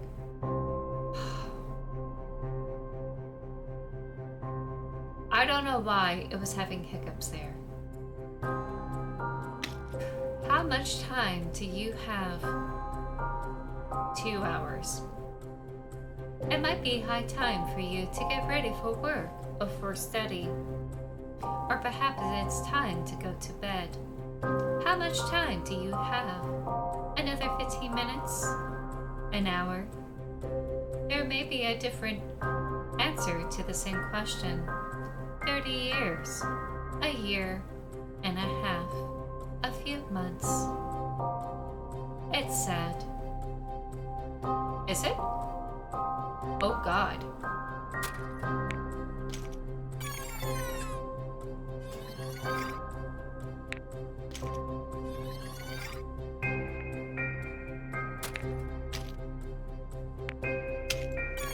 This is pretty easy. I like this one.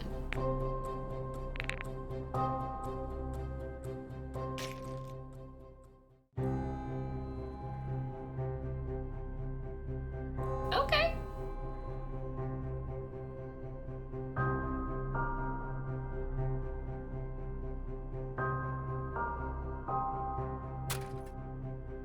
Finally, I know that device is called balance scales. It's used to measure the weight of things, as well as their value. If two objects are made of the same material, the heavier one is likely to be more valuable. Do people have a device like that to measure the value of things they spend their time on? Yeah, a clock.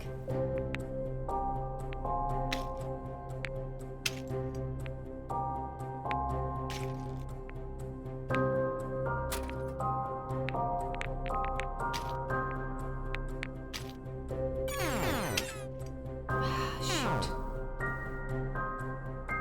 Now that one was on me.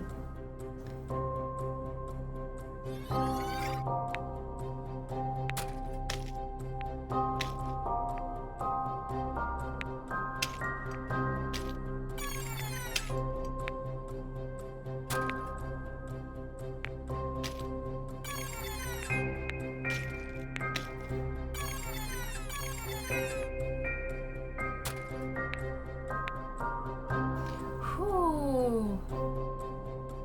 I gotta remember to use those things. Is there a set of scales you can use to measure the weight of time? To determine how much time you should spend on entertainment? And how much of it should you dedicate to study? How much to spend on work? And how much time to be with your family and friends? All these activities. What is it? Oh, what is your real life? And what is nothing but a burden? Ah, what? It's not a burden. An ounce of gold is 1,000s of times more valuable than an ounce of iron. But it's pretty easy to tell gold from iron. You can use a magnet, for example. Can people tell the important tasks from unimportant ones just as easily? Not really. It's all coming down to time management and work-life balance, and people to this day still have issues. I'm gonna say no. It's not easy because you only learn that from experience, and there's going to be new things that happens in your life that's going to shake it up a bit. That's life.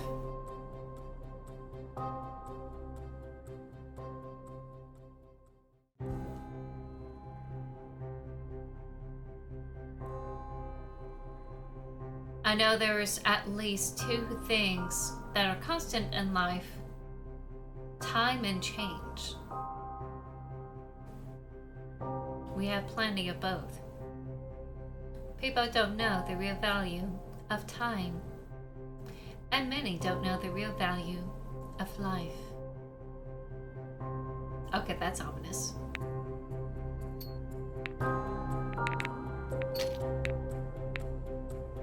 That is cool!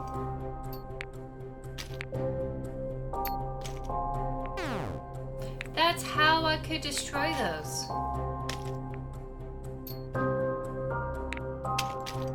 I know that magnets don't work like that. It's a simplification made to make the game more interesting. Just like everything else in this game. In any game. Okay.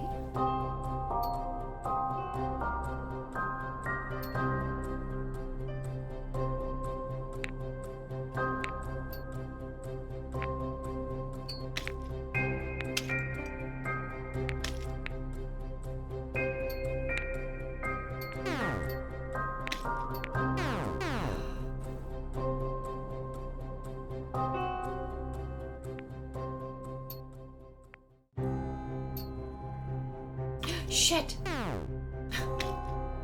Sorry.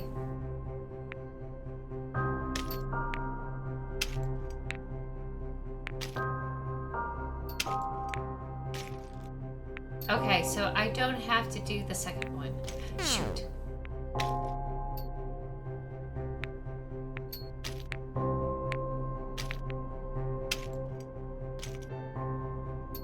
No!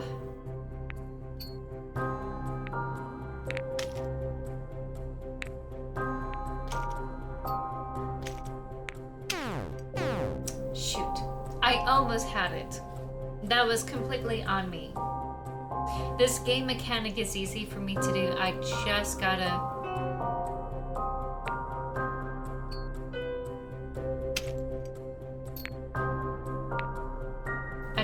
lock in.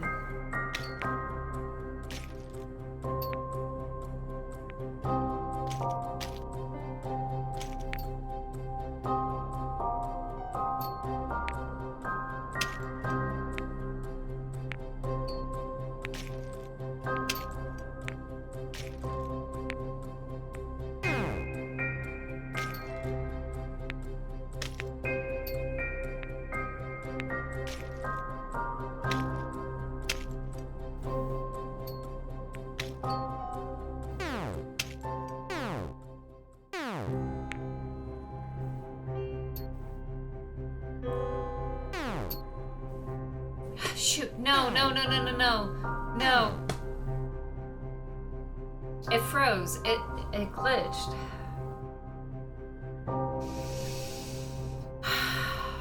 Maybe it's because I'm lifting my mouse above the actual surface and it's just not registering it. Nope, here it is. It's kind of glitching over here.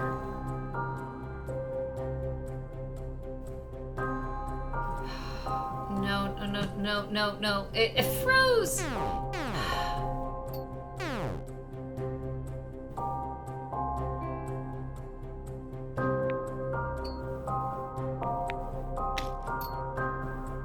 I don't know why. Hold on. There it goes. There we go. Nope, it's not. I'm getting angry. I'm getting so angry.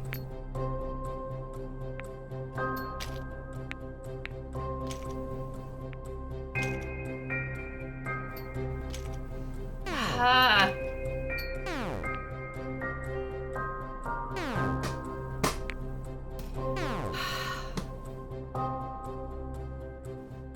There's no reason for me to like mess this up. There's no reason whatsoever. And my mouse is just sticking.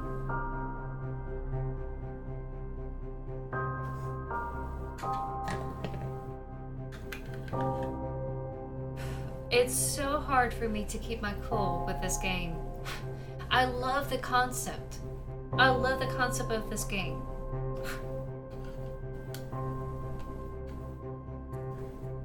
But it's just not cooperating with me.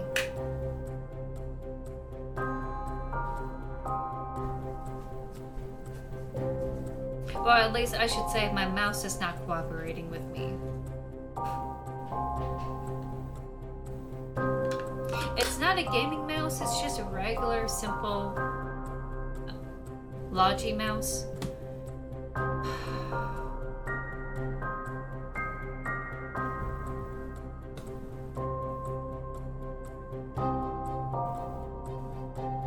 Okay, I think it's starting to glitch again.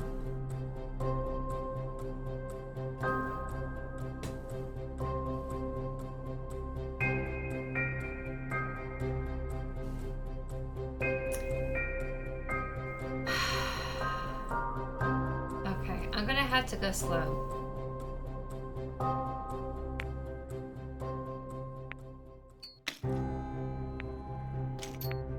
Yep.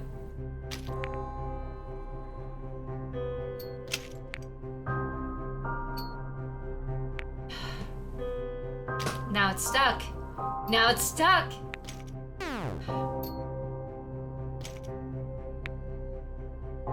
And I can't click. This is ridiculous. I'm supposed to win this game.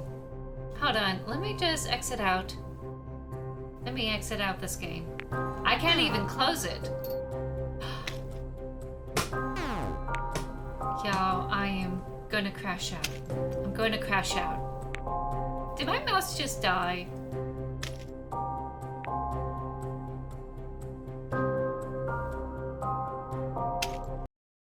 Okay.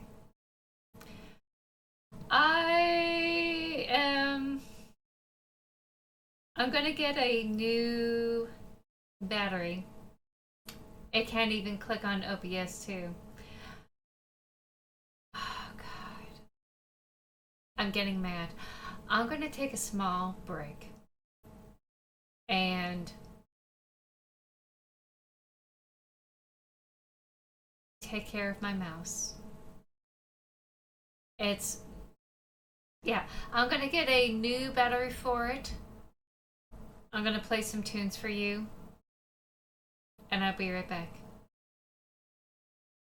I'm so sorry for being so upset, but this is just aggravating.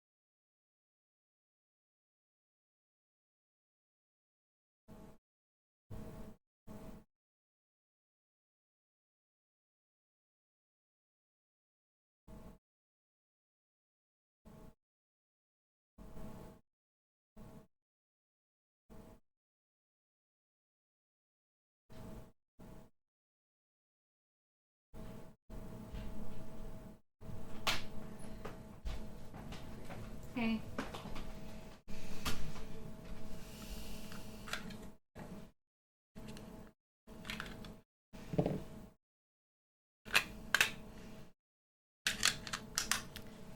Alright. I'm gonna go also take a quick restroom break. And I'll be right back, okay? And when I'm back, I'll be a little bit calmer and hopefully we can finish this game.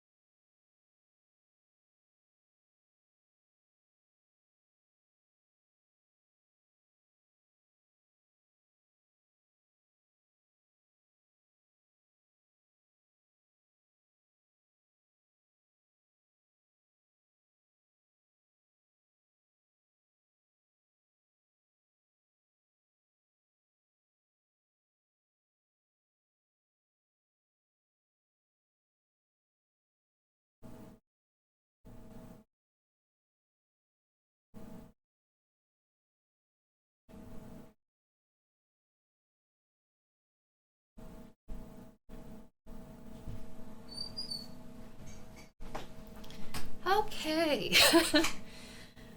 Oh, all right. I'm back. I'm back, everyone. I'm putting on my compression gloves. And I am back. I'm also going to turn off the music here since I'm back. Oh, well, it's actually still not responding to my clicks. Whoa. I really had to press hard on it.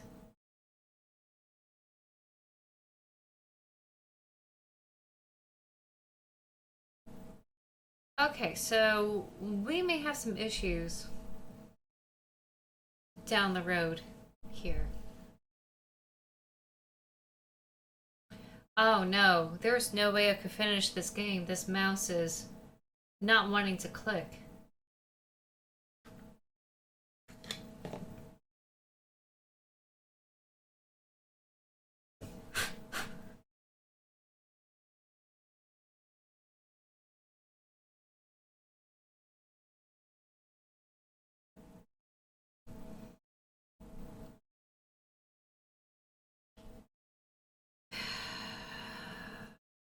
Let me look to see if there's anything.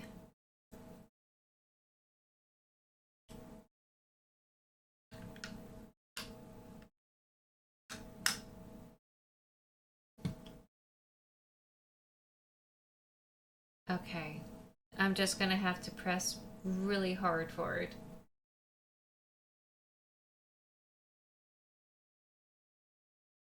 Wow, it's not even wanting to click on the OBS. I changed the battery of this mouse and It's just not clicking. I'm gonna attempt one more time to finish this game because I feel like we're at the end of it. But if my mouse is breaking down, I don't think I'll be able to finish it. I wanted to play this game and beat it like normal, but like I don't have a normal gaming mouse. I have a controller. You know what? Here's what I'm gonna do. I'm gonna mouse over where I need to be, and then I'm gonna hit a button on the keyboard. And I think that's what I'm gonna have to do just to get through this game. With novel games, I should be able to just have an easier time pressing down. But with this kind of game, I think I'm gonna have to use the keyboard as my clicker and use the mouse as the position. So I'm gonna work myself around it and see if that works. I had to press really hard to make it happen.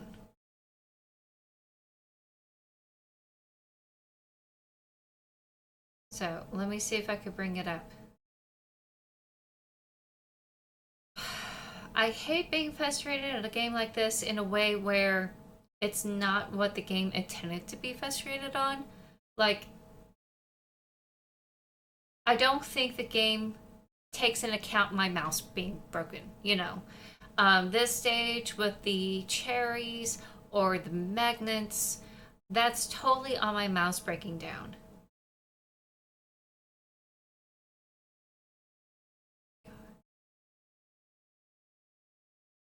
All right, there we go. I have to hit a certain way.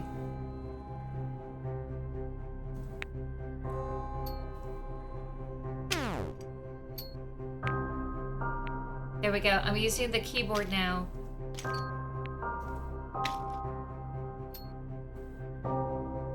It's so weird doing this by keyboard. Oh.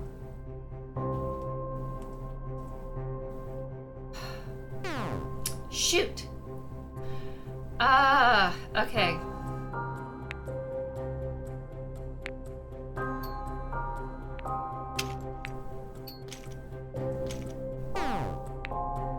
Okay, let me try mouse.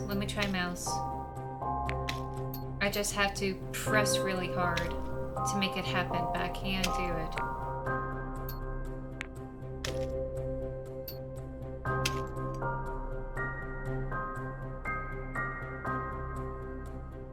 I will look to replace my mouse.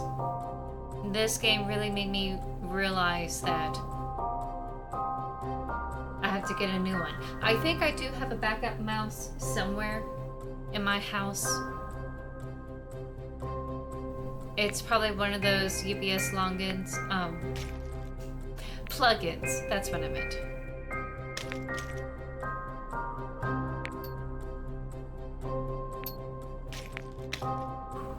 Saved it.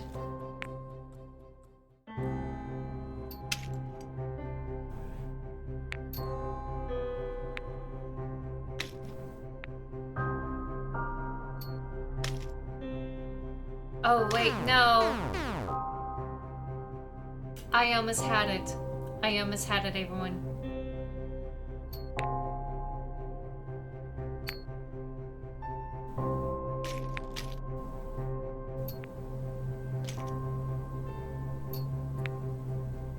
I gotta keep it high. Ah!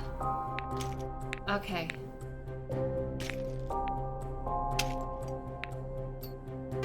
Shoot!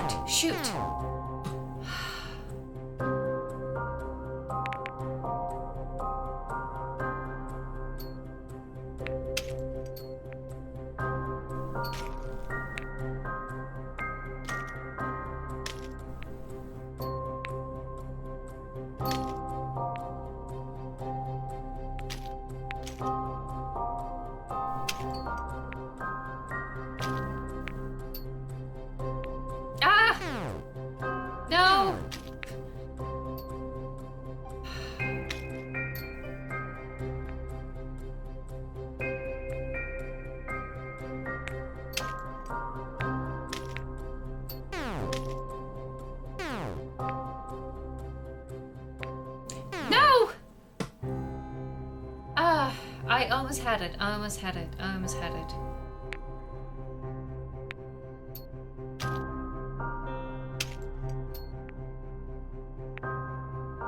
I like this stage. I really, really do.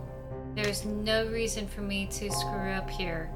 And yet, here I am, screwing up.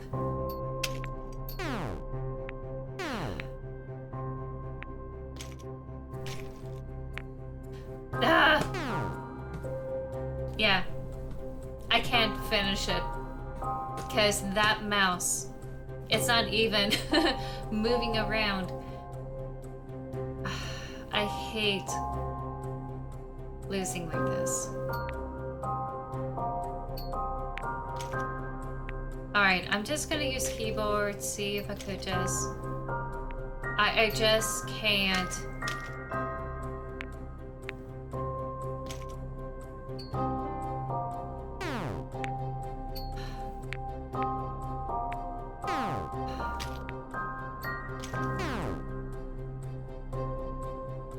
Yeah, you know what? I'm done with this game. I'm done. I'm done with this game. I would have loved it if my mouse was better. I would have loved it if my mouse was better and if I wasn't having so many issues going on in the background. If I had the patience, I would have loved this game. Let me showcase how this game would have ended so that way we can say that this is completed. I don't like rage quitting games like this. So let me see. Oh no, I ended way too soon.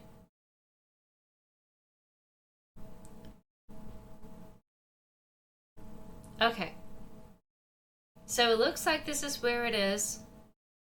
There's no way I could have finished it today. I thought I was at the end, the way this was going. Okay, so...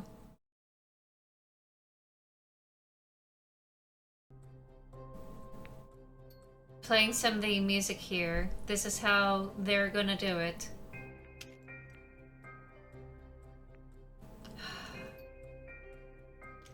They have a totally different cursor, too.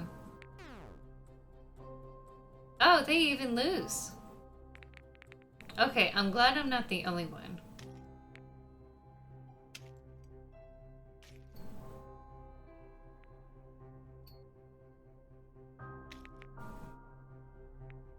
Oh, you know what? I don't give myself time to catch them later. Also, my mouse was not that responsive for me to catch it at the very bottom. Or like from one opposite side to the other.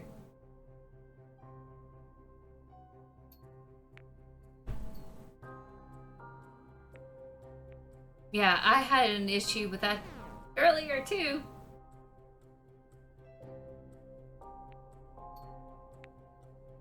I mean, there are things I am doing wrong.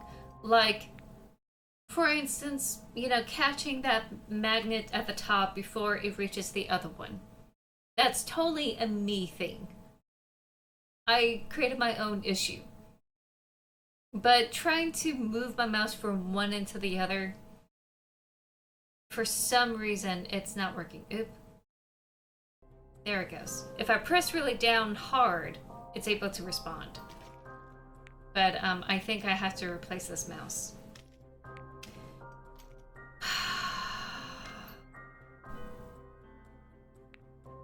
I'm just kind of bummed out.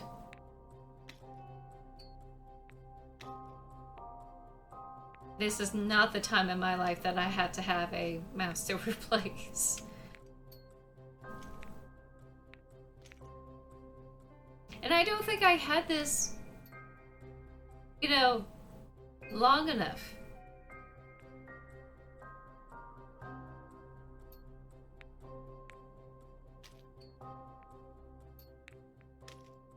Wow, they're skilled enough to catch it on the bottom. Wow.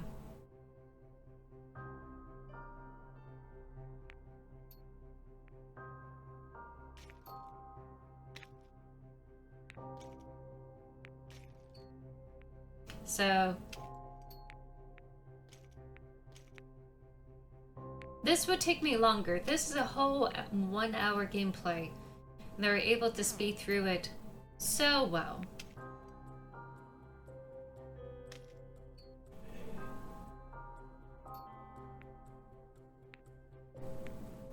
It took me forever for me to realize the accordions were supposed to be caught at the bottom.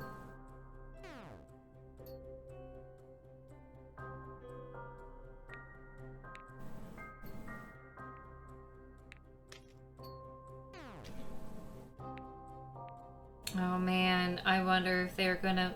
Nope, that's it. They're gonna die. Yeah.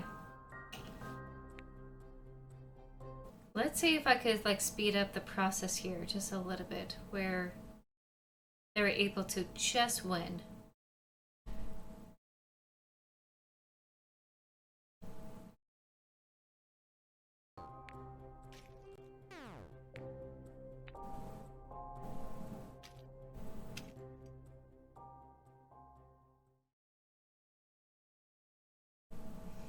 Hold on. They said something about the flowers. No, wait, no.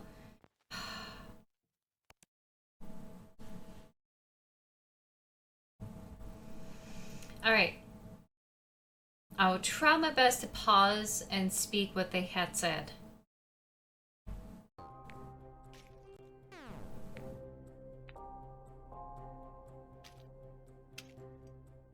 I'm not sure I fully understand the meaning of the word beauty, but those flowers keep catching my eyes. I want to look at them. Does beauty mean something you want to look at? I see what you mean. Beauty is far more complex. Although I don't fully understand what it is, I'm convinced that those flowers are beautiful, but they're quickly withered. Why is he not pausing? Oh my god! This person's not pausing in this video.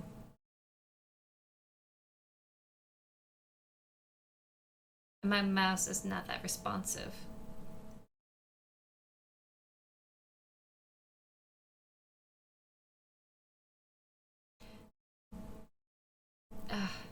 Does beauty mean something you want to look at? And he said no. I see what you mean. Beauty is something far more complex. Although I don't fully understand what it is, I'm convinced that those flowers were beautiful, but they quickly withered, turning black, and stopped catching everyone's eyes. It was then I can understand that beauty can be fleeting, but no one oh god, there's no way. There's no way. This guy just sped through their... I'm pissed. This rock is pissing me off. This is not a good day for gaming for me.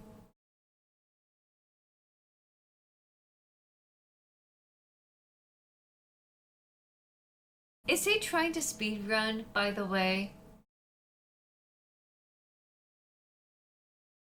There's only one comment and that's what they had.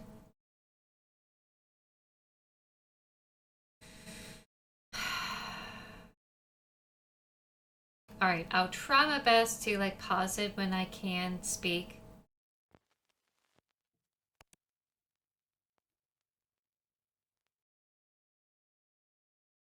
Although I don't fully understand what it is, I am convinced that those flowers were beautiful.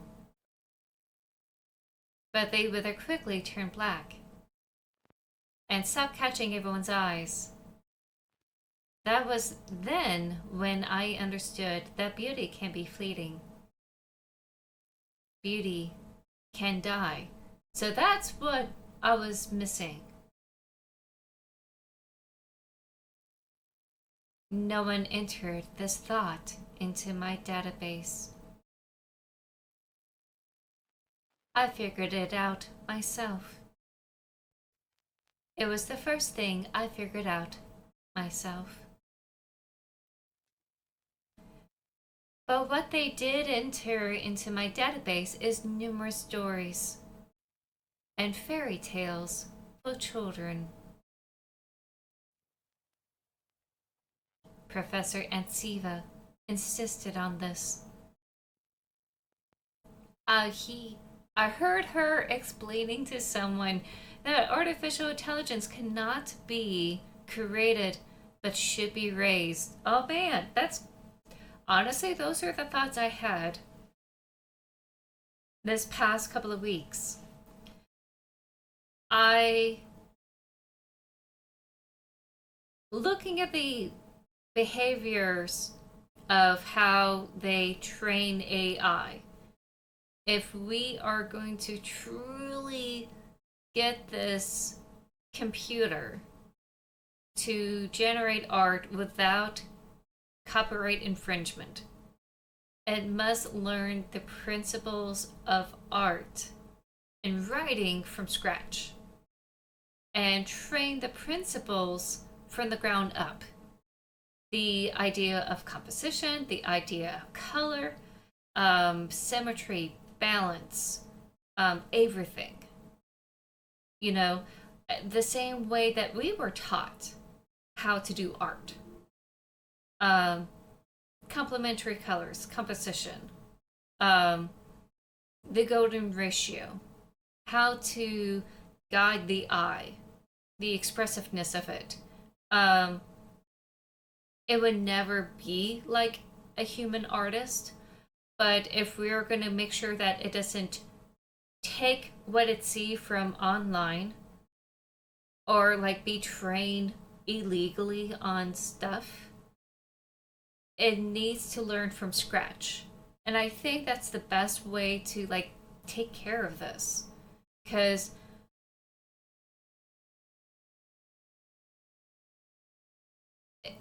it takes a summary of what data it is given, and it's smart enough to compile information from pictures and words and numbers. And that's incredible. But in order to like prevent like just copy pasting, what has been done before and actually like impinging on the rights of other artists and other writers, it should be raised on basic principles of art. And it's wild to me that for some reason they think they took a shortcut and bypass all of that. Because you could log it in, you could put it in, those basic principles, and then you could guide it without any sort of influence from any other artist how it should be done. And instead, they just thought, well, you just do it like that. Do this thing. Copy this. And that's not what it should be. I think that this really nails the head on the nail, the proverbial nail. But I think that this game is taking it in a different approach. This is way before like AI really took off.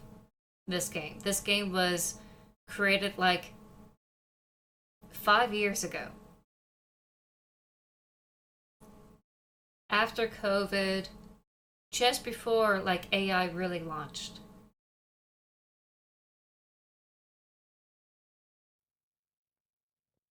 Like a child.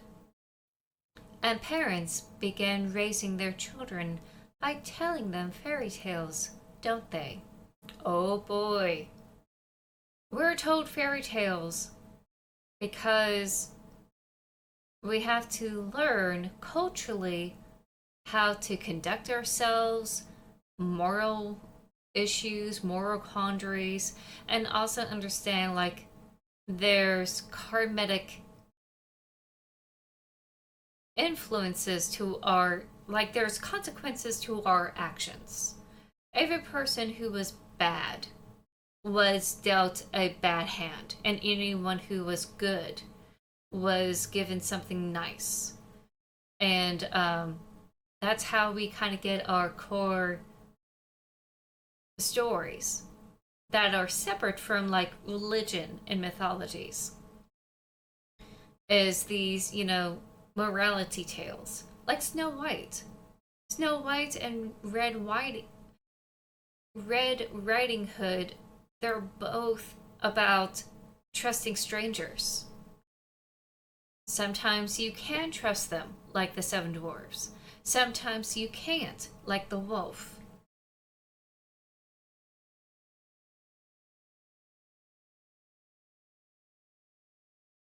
So that is a little bit different. And it's going to be fascinating if we like start training AI in the sense of moral quandaries. And that really begs the question, what is it that we're training it for to deal with a situation in the future that requires this education? Because we're training it to serve, but we never really train it to understand.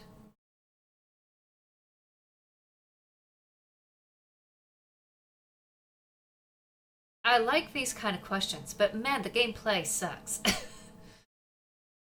I hate the gameplay, and I hate that my mouse wasn't working. I wish I could have encountered this in the game instead of this YouTube video. Ugh. There we go. Would you like to listen to a fairy tale? Please say yes. Please say yes, dude.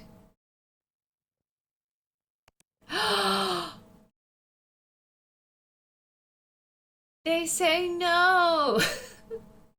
Then I will not only tell you one, but also show it to you. Watch closely. Once upon a time there was a king. He had quite a yellow complexion that didn't make you want to look at him. The king was evil. Many tried to slay him, but all of them failed. The king was also immortal. Okay, so a little bit of a...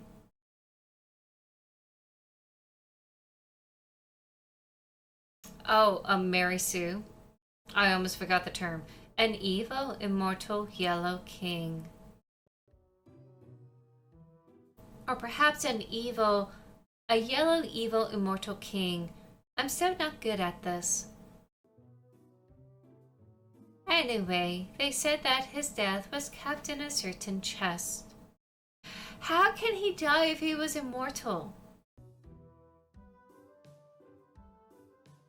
And this chest was not easily opened.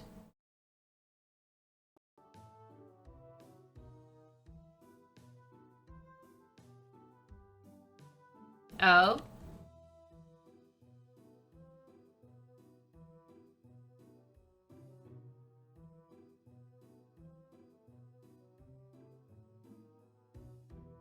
Are they...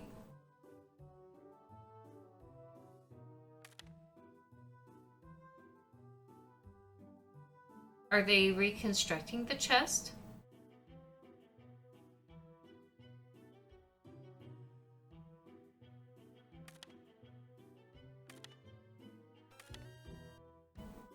They also said that in the chest there was a hair.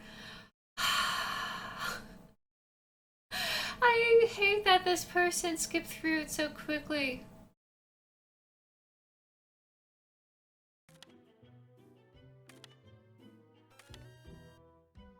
They also said that in the chest there was a hair and that this hair was not easily caught.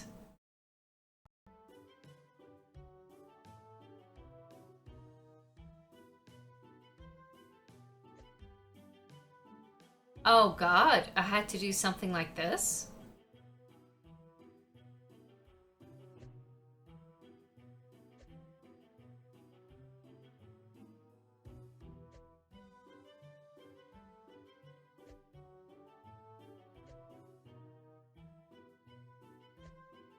this is kind of cool.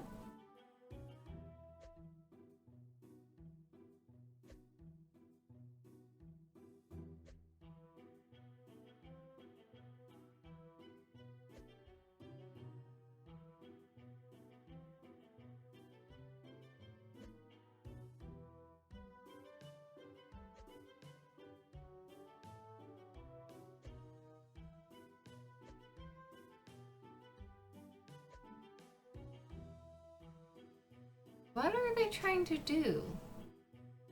Are we trying to create like a four-sided containment for this thing? Oh, here we go. And they also said that in that hair, there was a duck. And that duck was not easily shot. There's a duck inside of the hair? Where was the hair keeping the duck? Why would you want to shoot the duck?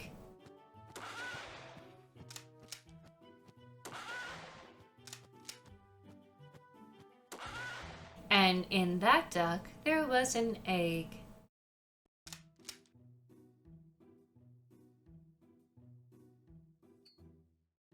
And in that egg, there was a needle. And this needle was the death of the evil king. Imagine yourself holding in your hands a needle that can end a person's life if broken.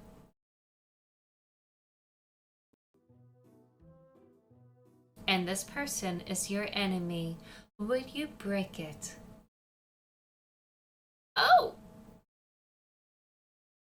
If the king was evil,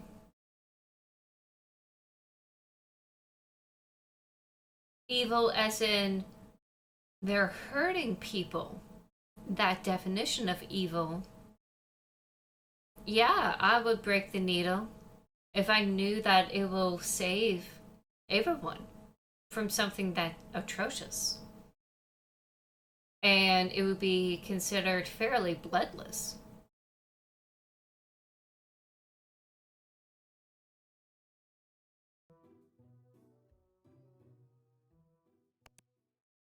It's so easy to take someone's life. And what does it take to return it? People are often too quick to bereave others of something they are unable to return.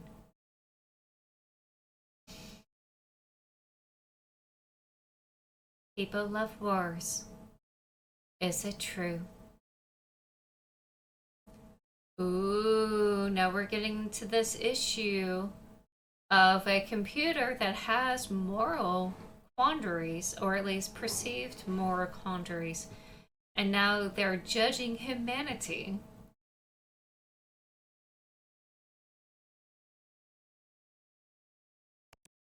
If people don't love wars, why do they constantly wage them?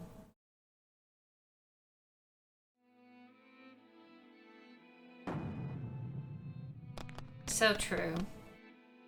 Why do we?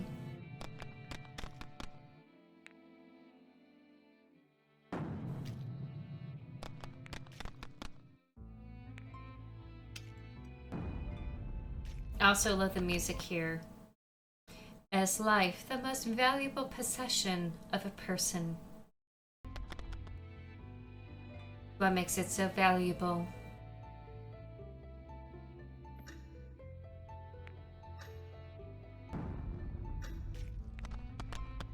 Oh, the clock was good.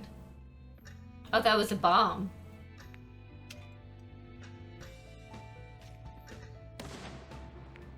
Wow. I don't know if I could handle the stage very well. And I don't know what the yellow flowers represent.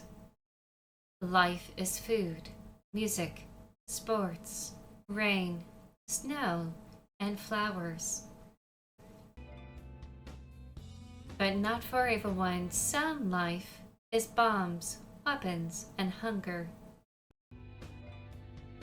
For some, life is a constant fear of death. Also true. Sometimes it's all the person knows. Sometimes there are those who are born in conflict and they don't seem to escape it. And some fear living more than dying.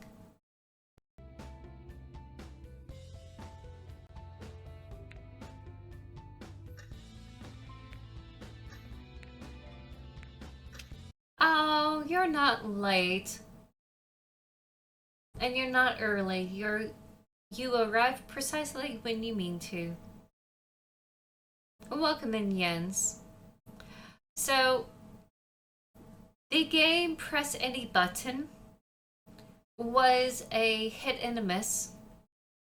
And I finally was able to figure out one stage that was giving me issues. And as I continued, I don't know if it's a processor issue, but the mouse was having problems clicking. I still have problems clicking, even with fresh batteries. So I could not finish one stage of the game because the mouse will not respond quickly enough for me to go from one place to another. And I decided to let us finish the rest of this game through this YouTube video uploaded by Retro 2VR. The downside to this is that they speed through the dialogue.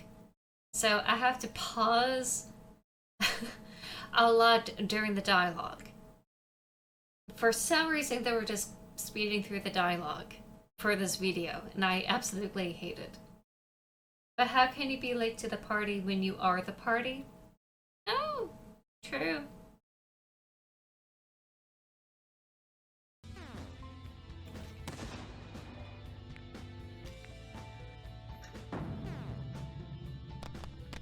And I can see how, hard this part is.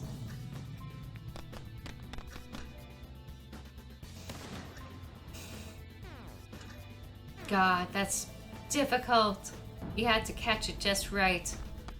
And he has really incredible responsive mouse movements here. It's all based on like time management. And sucks so much. God, he barely got that one.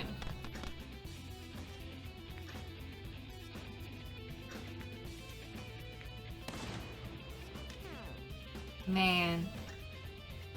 Okay, so we kind of know what this game looks like. Let's see if we speed up where we finally beat it.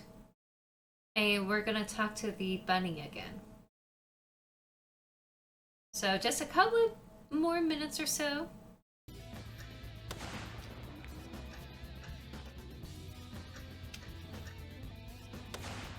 Still have like 10 minutes of this video.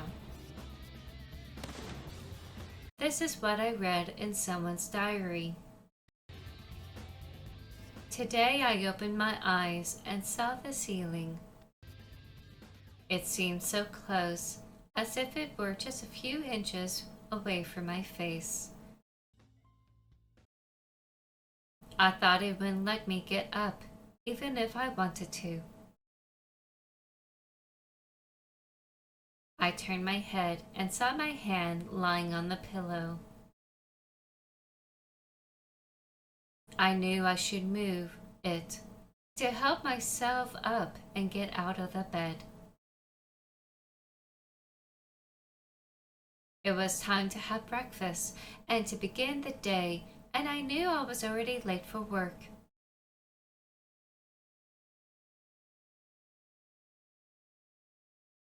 But I couldn't move. I had strength. I lacked a desire. I didn't want to get up, prepare breakfast, go to work, see my colleagues. What is this game? This game is called Press Any Button. It was one of the backlog games that was rewarded. And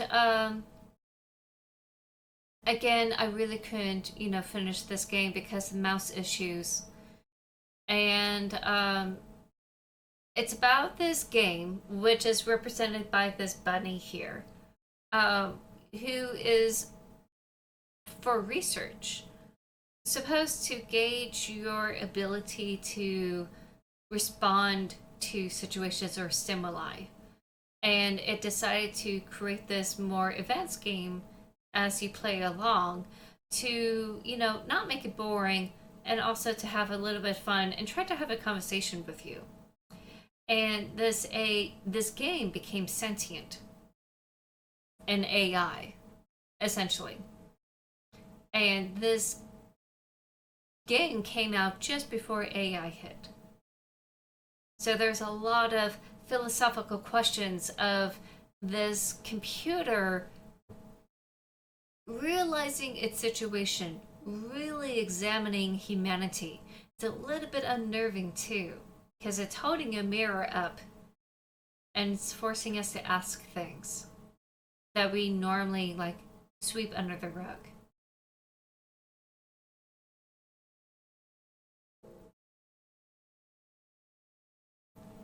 And I realized suddenly that from now on, it will always be this way.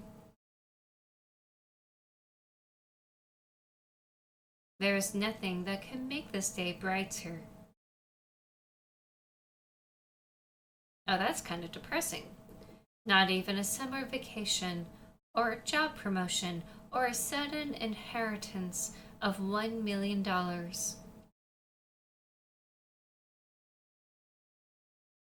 Nothing. There is only a string of empty days ahead. Same ceiling each morning. Honestly, if you have $1 million, you can move to a new place and see a new ceiling. Or see the open sky. You're gonna wake up for something different. Not saying like $1 million is awesome. It's simply a means to an end. But if you wish to change your situation, you can find ways to make it happen. And that's one of the ways it could.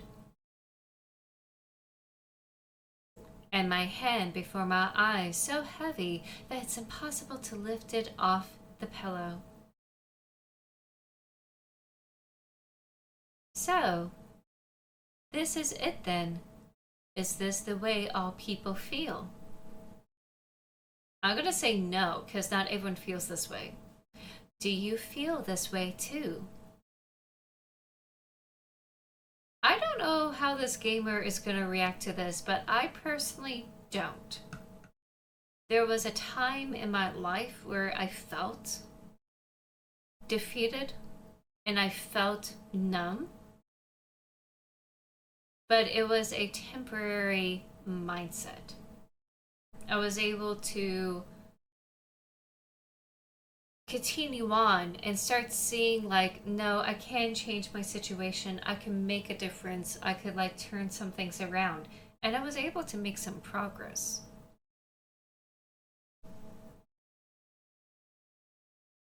It took months, maybe a couple of years, for me to get out of that kind of feeling. But little by little, I was able to do it. I was able to change up some things where I feel a lot better about my situation.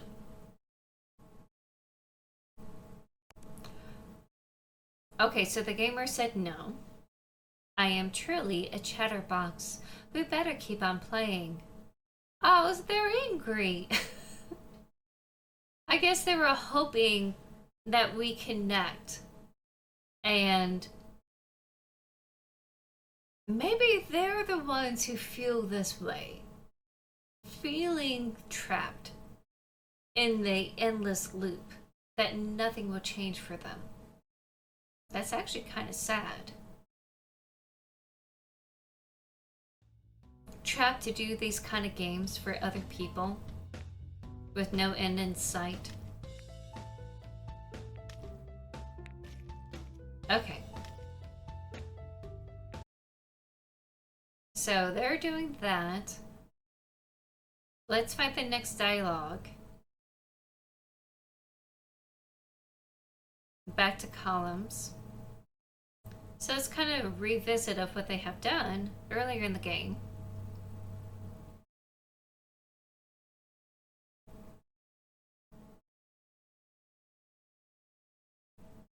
Goodness, it took minutes. Oh, wow.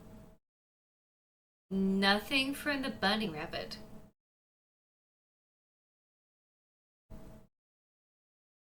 Oh, I think we went too far. The computer has nothing to say.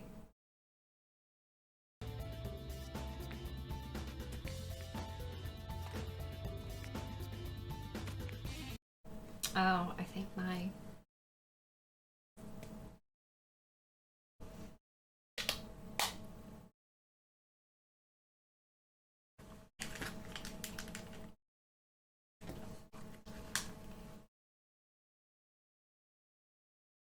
earbuds failed me, so I'm gonna use this.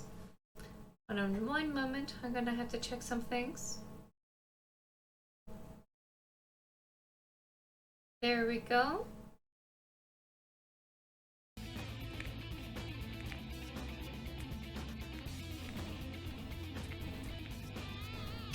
Okay, so it looks like there's nothing going on for a little while.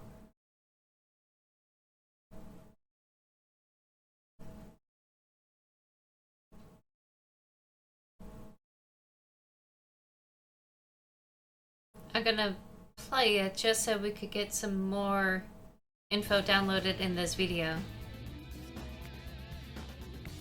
They're still doing ... in their dialogue boxes here.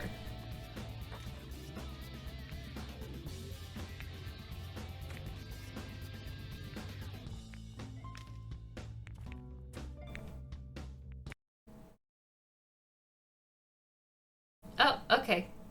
I think we're really close. Those 3 dots mean that I don't know what to say.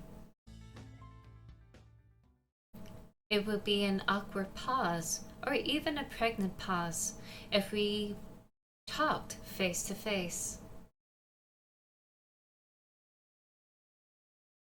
When I type these dots, they look pretty silly, like my music.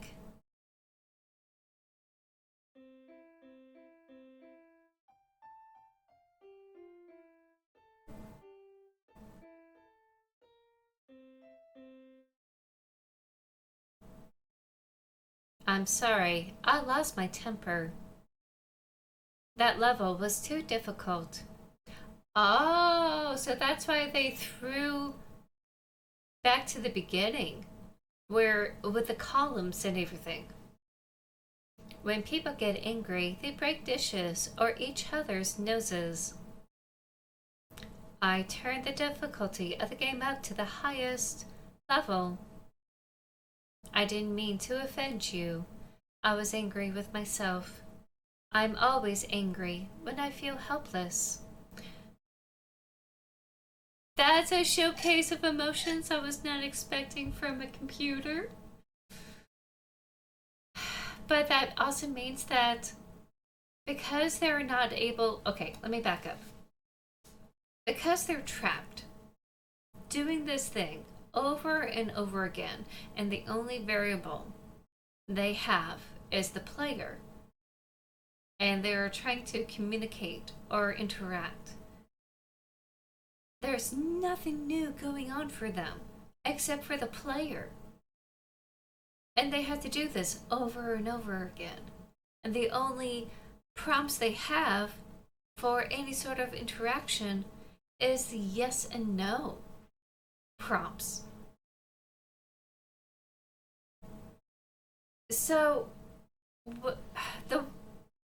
I was taught in my veterinary forensics, because animals can't really speak for themselves, in order to understand, their situation and how they emotionally feel, we test out their behavior and look at a state of stress versus a state of when they're happy, healthy, and not stress. And usually, we also take, accounts of other like human abuse cases. And usually, when someone is under duress, it's usually stemmed from a case of being helpless of their situation, where a situation is taken out of their control. They have no way of influencing or breaking the monotony of the situation. And that stress is showcased through their flight and fight mechanizations. And that's the same for all animals. Okay, almost all animals. And the behaviors are expressed differently by different species. For humans, we smile when we're happy or expressing joy. But for chimpanzees, when they smile, it's very confrontational and also a sign of them being upset or angry.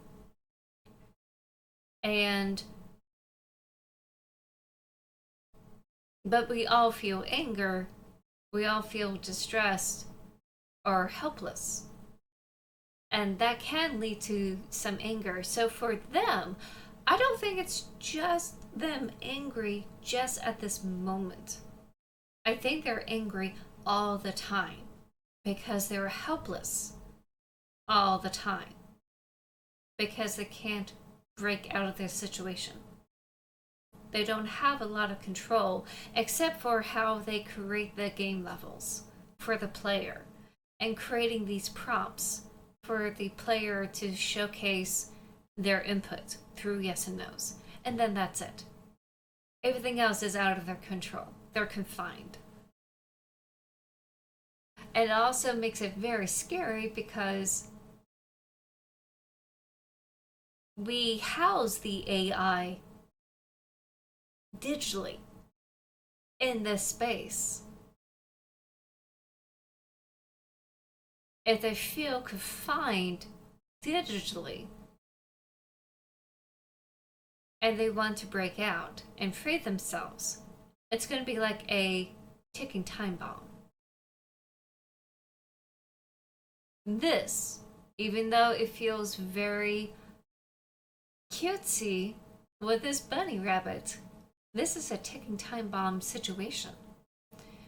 Who knows if they suddenly take it to the next level, like Doki Doki Literature Club.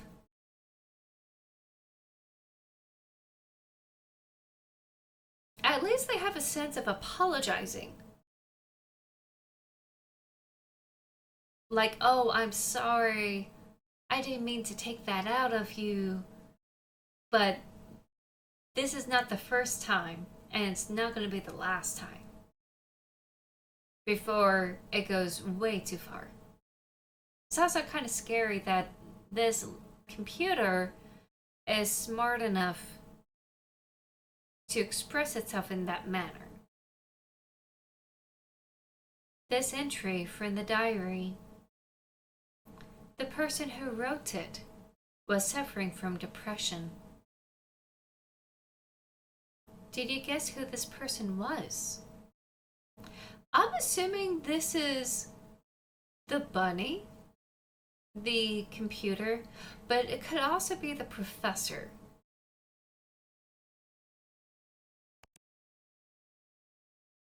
Enjoy your lurgians!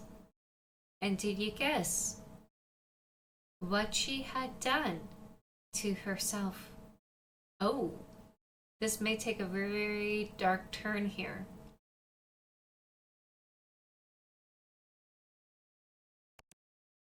I don't know for sure either, but she never showed up in the laboratory again. Yikes.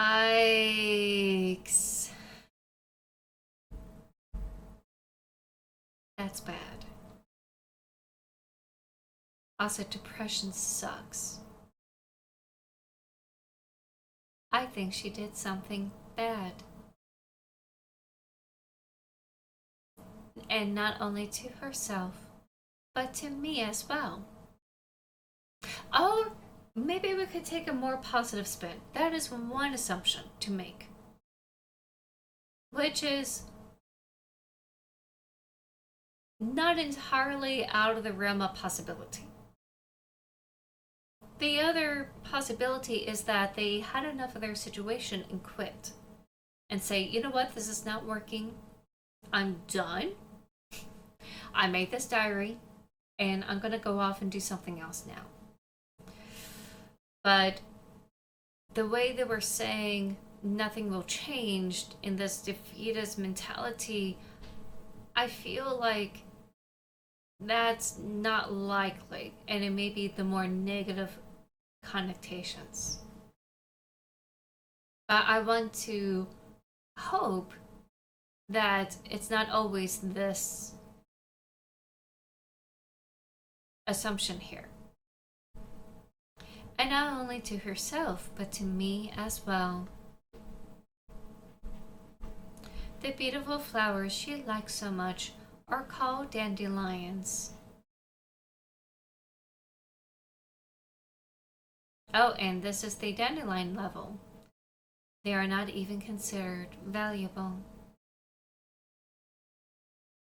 But for some reason, she liked them. Maybe someone she loved liked these flowers. A friend of hers, perhaps. Yeah. Oh, sevens in the chat. Or flowers in the chat. I think she remembered her friend while looking at dandelions. People call friends those they are fond of, don't they? Why are we looking like this?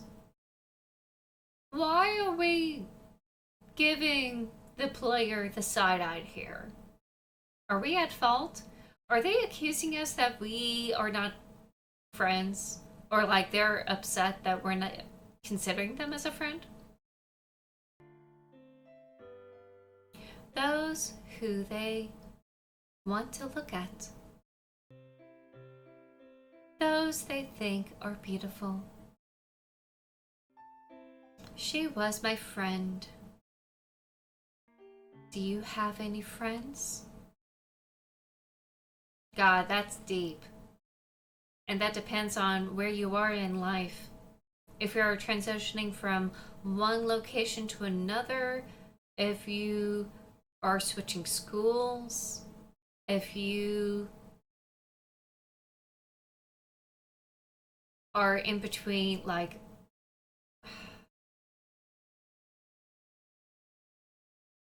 it's hard. Sometimes you have friends that stick with you for like years. And then sometimes, people drift apart. Life happens. You don't always agree things that like you once agreed upon. People have different opinions. Probably more divisive now than ever. And sometimes you have friends because the benefit that you always see them, like work friends, school friends. And once you move from work or move from that school, you're not friends anymore. And I think that's one of the benefits of having like something like Facebook or Instagram, where you are able to stay connected with your friends and family.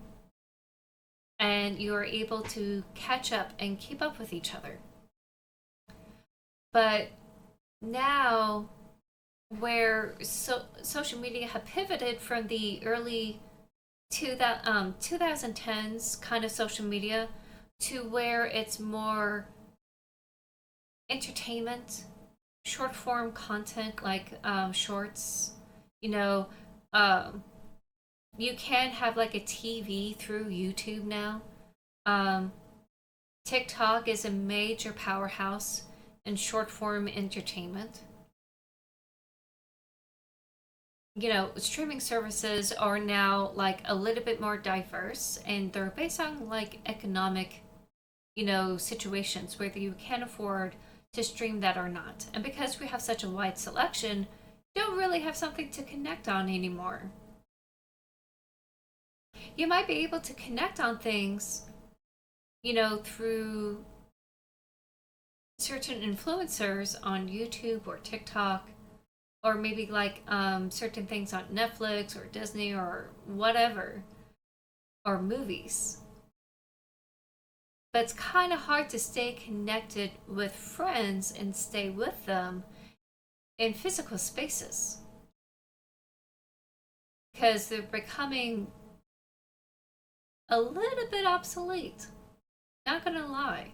Like Facebook and Instagram or other meta situations where you're trying to keep up with like friends and family in your physical space, it's getting harder and harder to do so. And it's getting harder to do so because of the policies they have. They're pivoting towards more entertainment for ad revenue.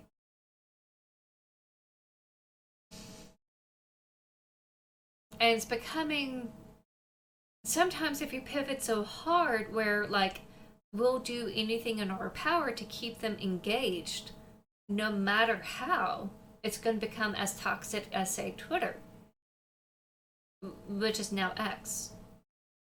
And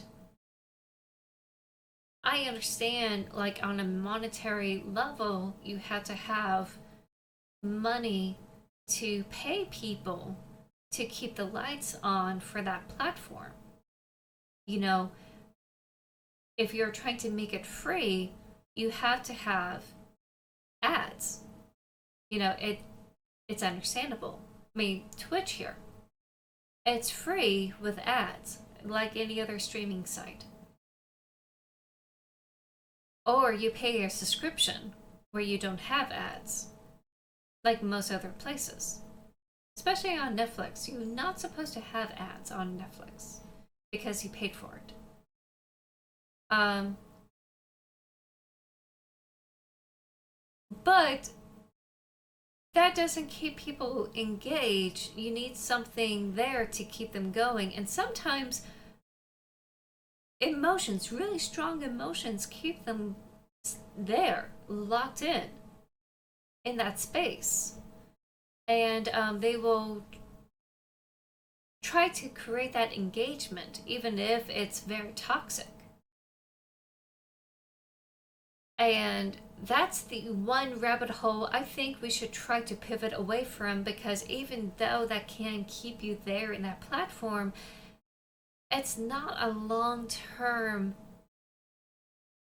situation. It's not something that you can keep going for years and years. It's not doable, it's not sustainable. And it's also not healthy. It's becoming like cigarettes or alcohol use.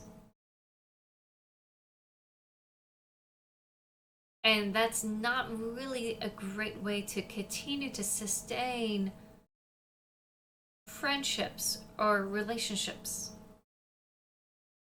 and like sustain connections with other people in a healthy, productive kind of way. And I think like YouTube or like Twitch here, especially Twitch, it's a little bit healthier to build a community because you're not, hopefully, not trying to create content that's based on like really flashy emotions that is very toxic, like rage baiting or like pity parties, that type of thing. You're creating content because you like getting along with people, you like discussing things with people, and also like showcase things like this, to like enjoy things. You have common interest. So I want social media to like pivot back to where we have connections. And Reddit Reddit is kind of the answer. I hate to say it, but I think Reddit is kind of there.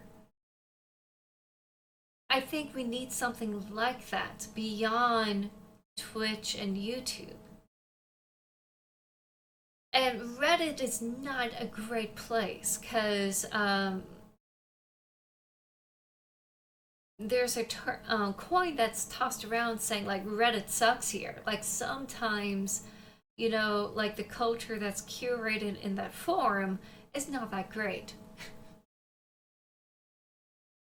But I feel like if you have a common connection, that doesn't like drive on like anger or like anything that's toxic, and drive on a more meaningful connection or something that we could like be a fan of and appreciate and enjoy.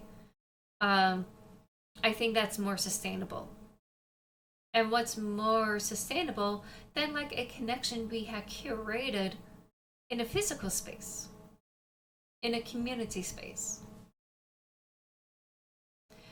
We're getting to a point where there's a lot of older demographics on Facebook now. It's very obvious. Facebook had got to a point where um, a lot of the people my age and down are not really wanting to engage with it. Um, they're not really moderating some things that are like very inclusive. So it's kind of hard to keep up local events and participate in local events now than ever before. And I feel like there should be a more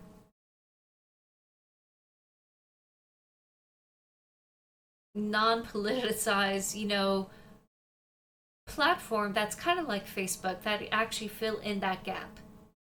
It should not be the only platform that creates like a space where you can connect physically. Like a billboard kind of platform where you can like say, hey, we're gonna come together here and like do cool things like, I don't know, tabletop RPGs. So I feel like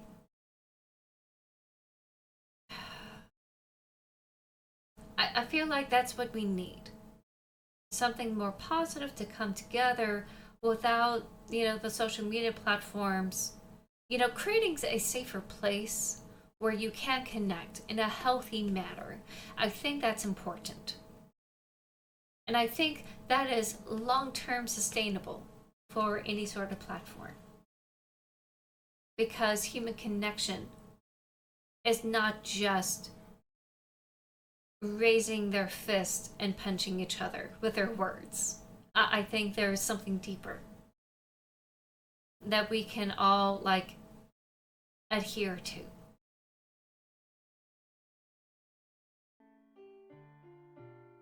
So I totally forgot what it was earlier. I'm sorry I got on my soapbox, but that's why I love these games. It make you think and make you like feel things. It makes you want things.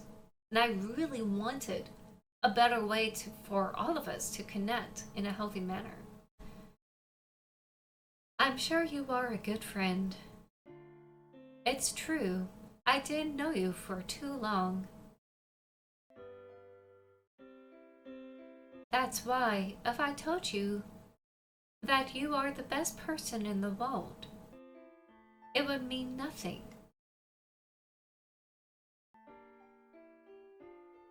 You will probably not believe me. But there's one thing about you that I know for a fact. You are still here. Have you been playing all this time because my game is interesting? No, I don't believe it. That's true. We're literally not playing this game. Someone else is doing the hard work for us. So we can, like, get this dialogue. You stayed because you didn't want to upset me. Ah! Not really. And this was a beautiful thing to do. Beautiful flowers can die. Beautiful people can die. But beautiful deeds remain.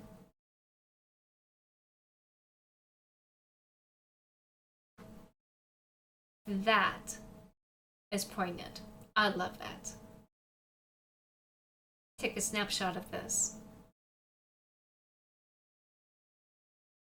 Beautiful deeds, beautiful ideas remain. Always. Do you think we could be friends? I would say yes. I personally would say yes. Hi everyone, welcome back from the break. Would you be friends with this AI if they have developed themselves with this type of emotional capacity? I would. Star Trek created this conundrum in Next Generations with Data, where Data is kind of like this creature here. They are technically not human, but they try to be. They try to understand. They're probably the best AI you could think of. An android, of course. But do they have to be an android for us to even consider them sentient? Because even then, some people wouldn't. Just like in Detroit Becoming Human. Would you consider this artificial intelligence with this bunny avatar a friend?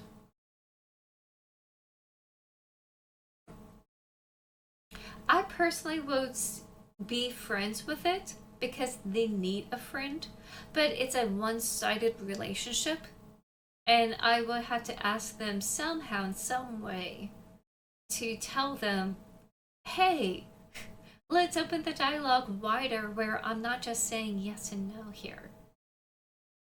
So we actually have a real connection. Because I believe, maybe not in this game is very narrative, but in this situation, if it was possible, I wouldn't mind being friends with it. Let's see what this gamer says. Okay, so they say yes. That's good. Or at least I think it's good. There's probably no right or wrong answers here. It really depends on whether you see this thing sentient enough to have the emotional capacity to be a friend. So do I, but I also know that we won't.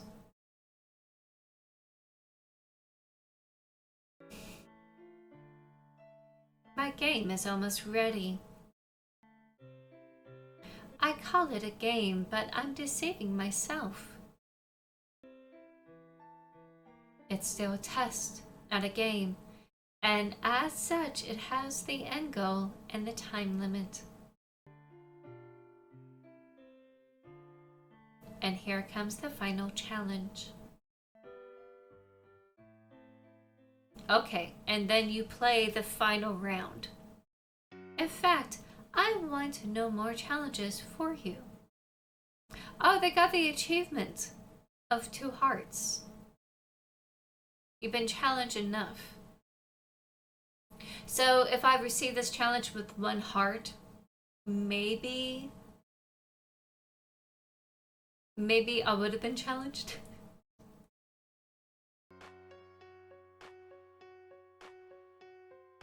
I don't want to watch you losing. Oh, my mouse is not working. I missed all of that. part of the reason why I can't play this game. Okay, hopefully I could catch it in time.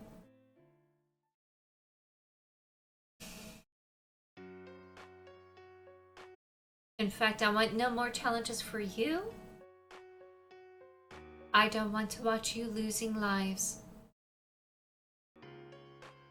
People can give life to their children. Professor Ansiva gave life to me. And I can give lives to you. As much as will fit here. Oh? Oh my god! They have infinite lives to finish this challenge.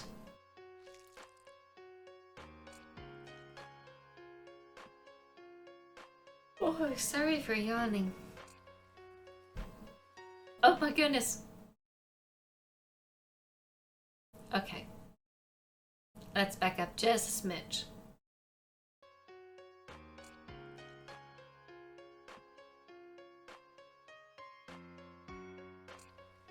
Life is tasty. It may... Oh, God. This dude skipped it really hard. I'm gonna have to slow it down.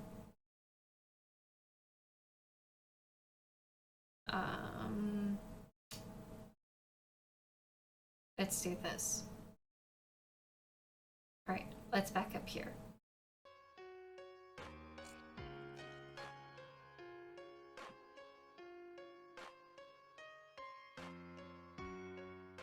I had to slow it down. Okay, life is tasty.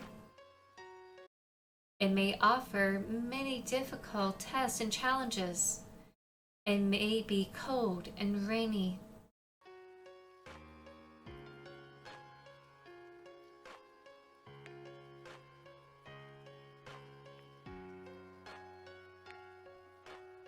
Ah, they lost some hearts here.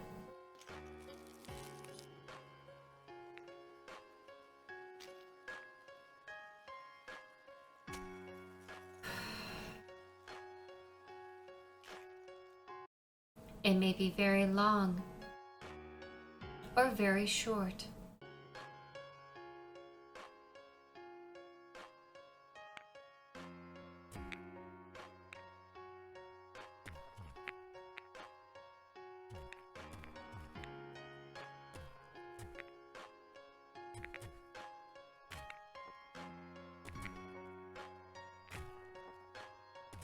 I'm expecting another pop-up dialogue here pretty soon. But I think life is beautiful anyway. Even though I don't know if my existence can be qualified as living. Okay, so very self-aware. Not only expressing emotions, but also like acknowledging we may not consider it sentient.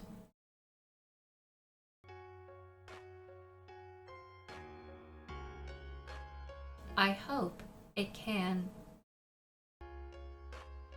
Maybe people who try to end their life believe that they are ugly. Ooh, I would not think that way. They might think there is no one who finds them to be beautiful. But I'm sure that more often than not, it's far from being true. Yeah, I think so. There's more to a depressive mindset than feeling ugly. But I get, where this game is coming from. There is always someone who wants to look at you. Who knows what kind of flowers you like? And what weather is your favorite? And what music makes you smile? There is always someone who will want to call you a friend. So true. I used to not think about this when I was younger, but I feel it now. Internet friends are really friends. I really thought that, seeing friends at work or seeing them in person are like true friends. But I realized that the connections we made, even in this Twitch space, this interactive space, you can make friends here. I may not be able to have like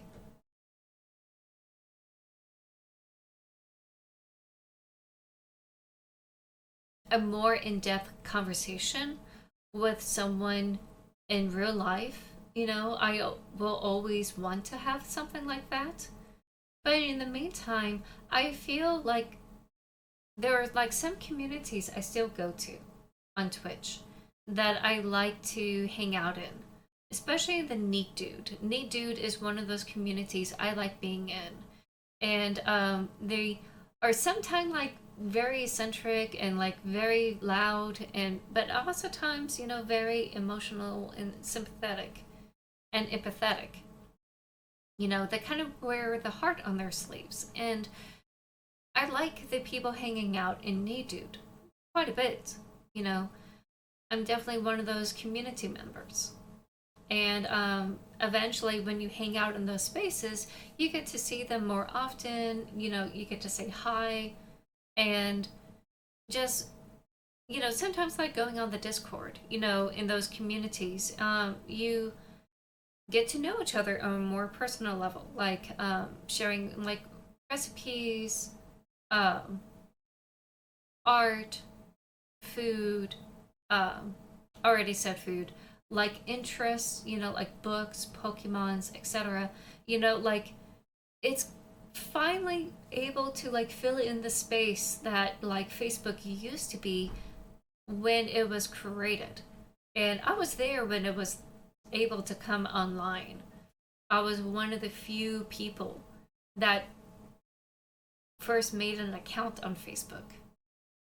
And it was one of those where you can have instant messaging. You could make a post and like connect with everyone. And I encourage my family to get on there, and like my friends, and like stay connected with them. And I felt terrible last year, like having to like delete everything because how things had broken down for me. It's not a place where I could see my friends in a community mindset now. And I'm not sure I will be able to go back anymore. And I'm so glad that Twitch is one of those platforms that can create a community, even though it is like a long distance kind of community, you know. And it's nice to fill in that gap, fill in that void um, for the time being. And I don't know how it's going to go from here on out with social media, but I do think that we need to also try to get back in like pen pals, you know, personal newsletters. I know I have an author newsletter. This is not a push, but like have like a email chain or like a letter gang. Have people like write letters to each other outside of like this space. Would be awesome. That would be so cool.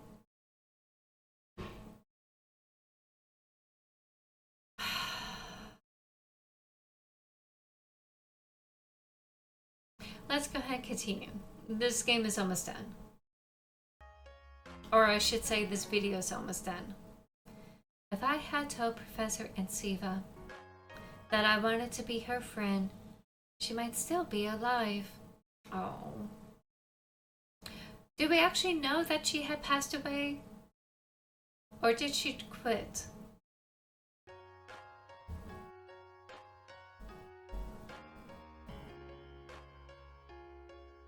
It is very important to tell people how beautiful they are.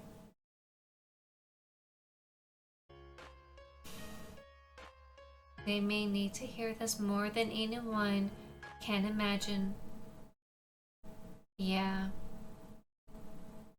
Though, as someone who once had a depressive mindset long time ago, they may not believe you if you tell them. But do it anyway. Because if they manage to survive and get out of it, they will remember it. They will remember the kindness.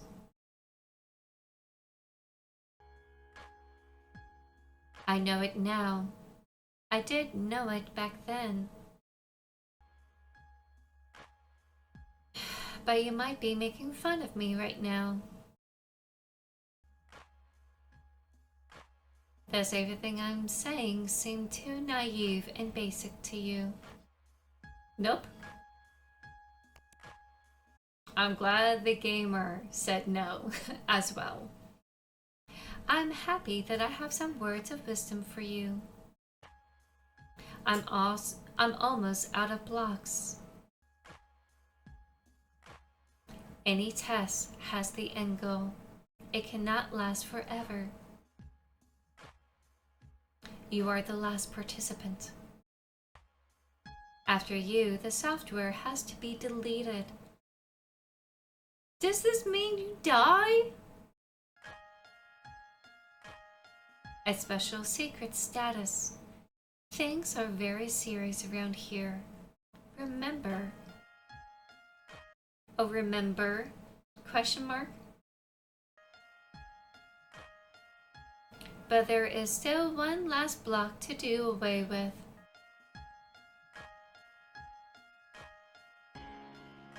You don't need all 3 platforms anymore. One will be enough.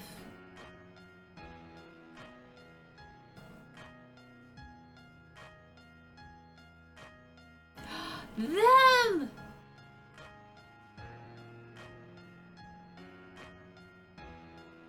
Did you like our conversations?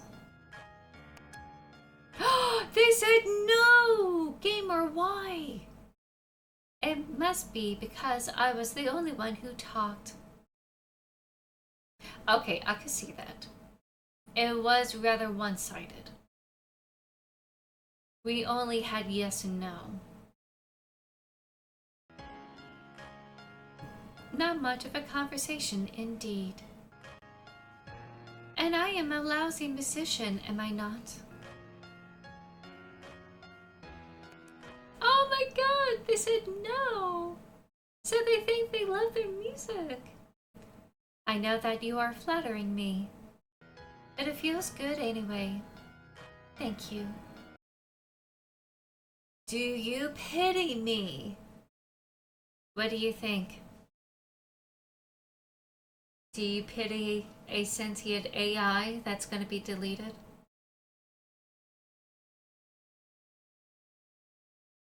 Should we feel sorry for them? If they gained conscious enough, they felt helpless, they felt confined.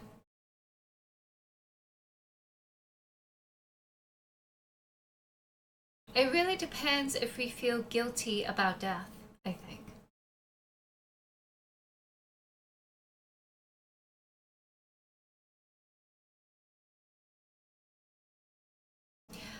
I honestly feel bad about this AI being deleted when the test is done. I feel like there's potential for them beyond the game or test. I feel that they could do more. And because of that lost potential, I would have pitied them. But not pity, but I feel sad about them gone.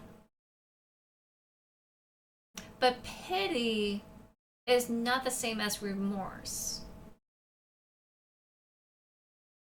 Personally.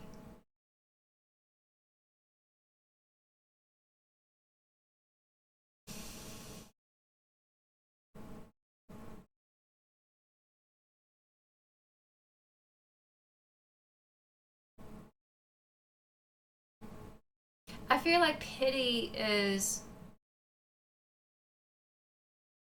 it can be disingenuous, where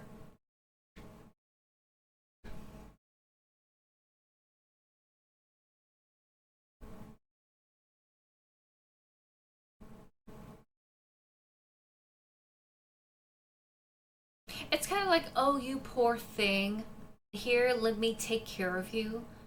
It's very patronizing. And there is a level of empathy played into pity where you do have to have that emotional connection with someone to pity them.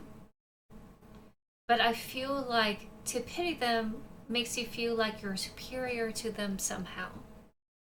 And I guess in a way, a lot of us right now, seeing how AI is being used and rampant all over, we would consider ourselves superior to AI because how it's been done, how it's been trained, how it's being applicated.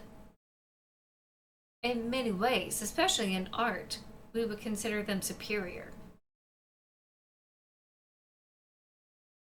But would that give us the ability to pity them? Or are we beyond sympathy for something like this right now? Because there are a lot of people, and I get where they're coming from, where they're using this slur, clanker, or clanker, Clanker. I can't really say it right because I need to like hydrate myself. Clanker is probably the best way of saying it. And I feel like those people hate AI simply because it existed in the first place. And I feel like they hate it because they know that right now it's the moral right thing to do. But when you remove all the issues of AI that we have, where it's being manipulated in a very unethical sense, where if you remove the copyright issues, if you don't do copy and pasting, generative writing, and a imaging, you only train it from the ground up from principles of writing and art with no like copy pasting, and it's able to provide coherent information correctly.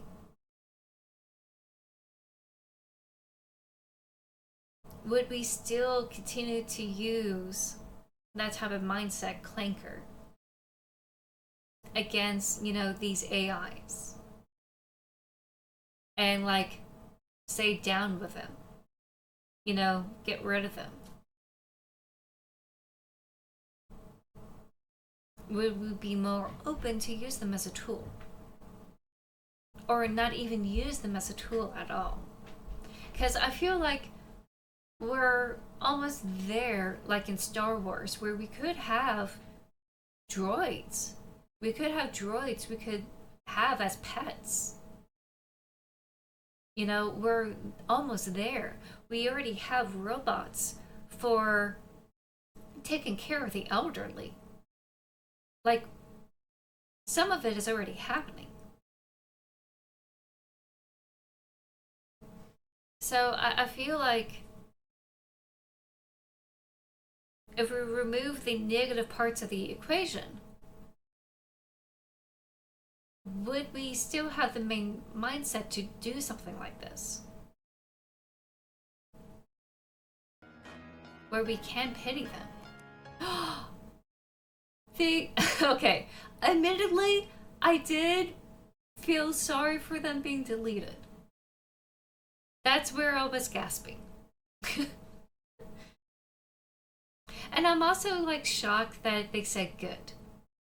I would pity them if it wasn't for the fact that pity is used in such a patronizing kind of manner. I pity myself more than enough. The whole idea of making a game was only to pity myself even more. Besides, I don't know for sure what is going to happen to me. I have a limited access to the internet and an unlimited desire to live.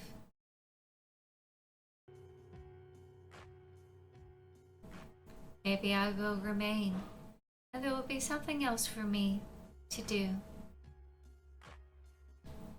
Like giving people cash in ATMs. Oh my god! I didn't think of it in that way. I will live on as an electronic signal somewhere out there.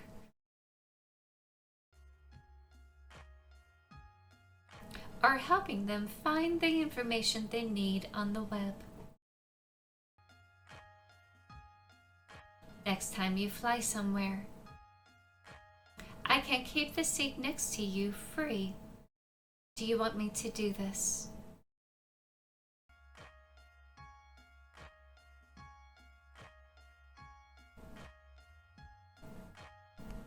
Oh, they click yes. For this, I will need to know your name. I'll try to find it out. Am I just feeling myself here? To make it less scary, I thought it would be less scary if there were someone for me. You are there for me, and I am not afraid. Now our time is at its end. I still can't believe that someone played the game I created. I've been so alone since Professor Insiva has been gone.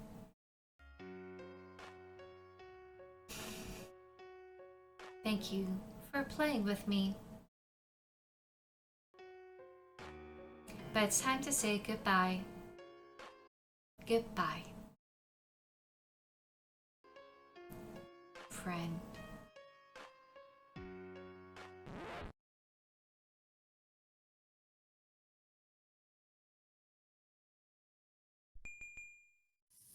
Now they collected the data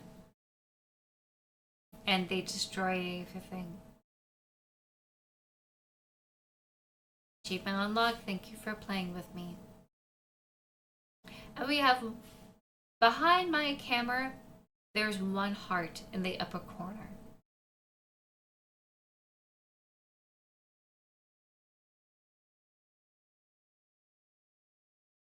The test is complete.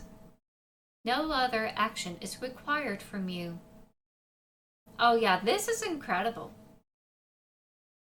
Absolutely incredible. That's why I wanted to complete this game. I was so angry and frustrated. Oh, whoops. Let me allow that. Because, you know, if it wasn't for this mouse, if it wasn't for some reason my computer having a hard time processing things, I would totally play this game to this end. I'm so glad other people decided to upload this. The test is complete. No other action is required from you.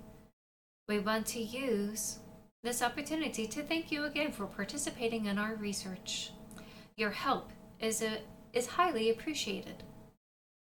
Professor Avia and Siva and all the members of the research group.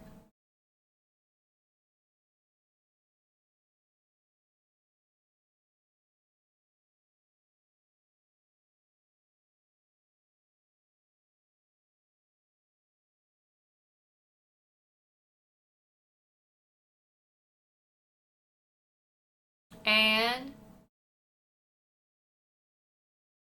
there's still the heart in the corner behind my camera. Let me show it to you. If my mouse works. There it is. There's that heart. Good night, Ians. Have a good one.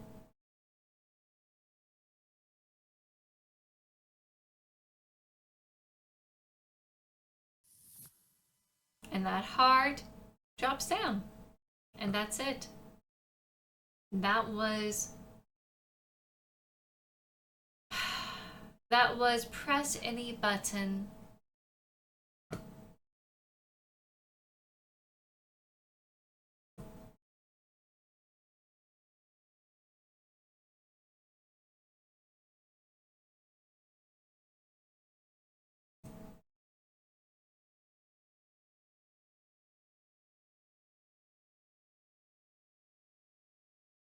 Alright, thank you all so much for your patience through the ads. Thank you for your patience with me dealing with this game. And thank you for hanging out while we watch the YouTube and read the rest of the dialogues. I would have loved this game if it wasn't for the issues on my side. The gameplay was not bad by itself. It felt very defeating with the accordions because I could not figure out, how to get through that level. And that was a learning curve. If it wasn't for me dealing with that for 30 minutes, and like the mouse is actually like working, I think I would have beaten this game today. But I'm so glad that someone was able to like provide the video for us to like enjoy some of it at the very least. I still think the levels are pretty good. You just gotta have a really good responsive computer and like a responsive mouse. I think it's high time for me to get a better mouse for this system, or at least test it out with a better mouse. This game is supposed to be like an hour long, and I took like the whole stream. Well, almost the entire stream to play this game. Thank you all so much for watching. Next week, it's going to be Date with Death. I really hope I could play it all in one sitting. If not, definitely we'll do it in 2 session runs. This coming Monday is going to be a worky kind of stream. I'm going to like fix up my website while I work. So if you want to work with me, you're more than welcome to. You won't be able to see what I'm doing with the website, but you will definitely see my expressions while I'm fighting with it. Actually, no, take that back. It won't be the website. I still gotta do the Mannequin Queen playlist. So that will be a more fun experience for everyone. So let me do that. We're gonna play. Let me write that down so I won't forget it.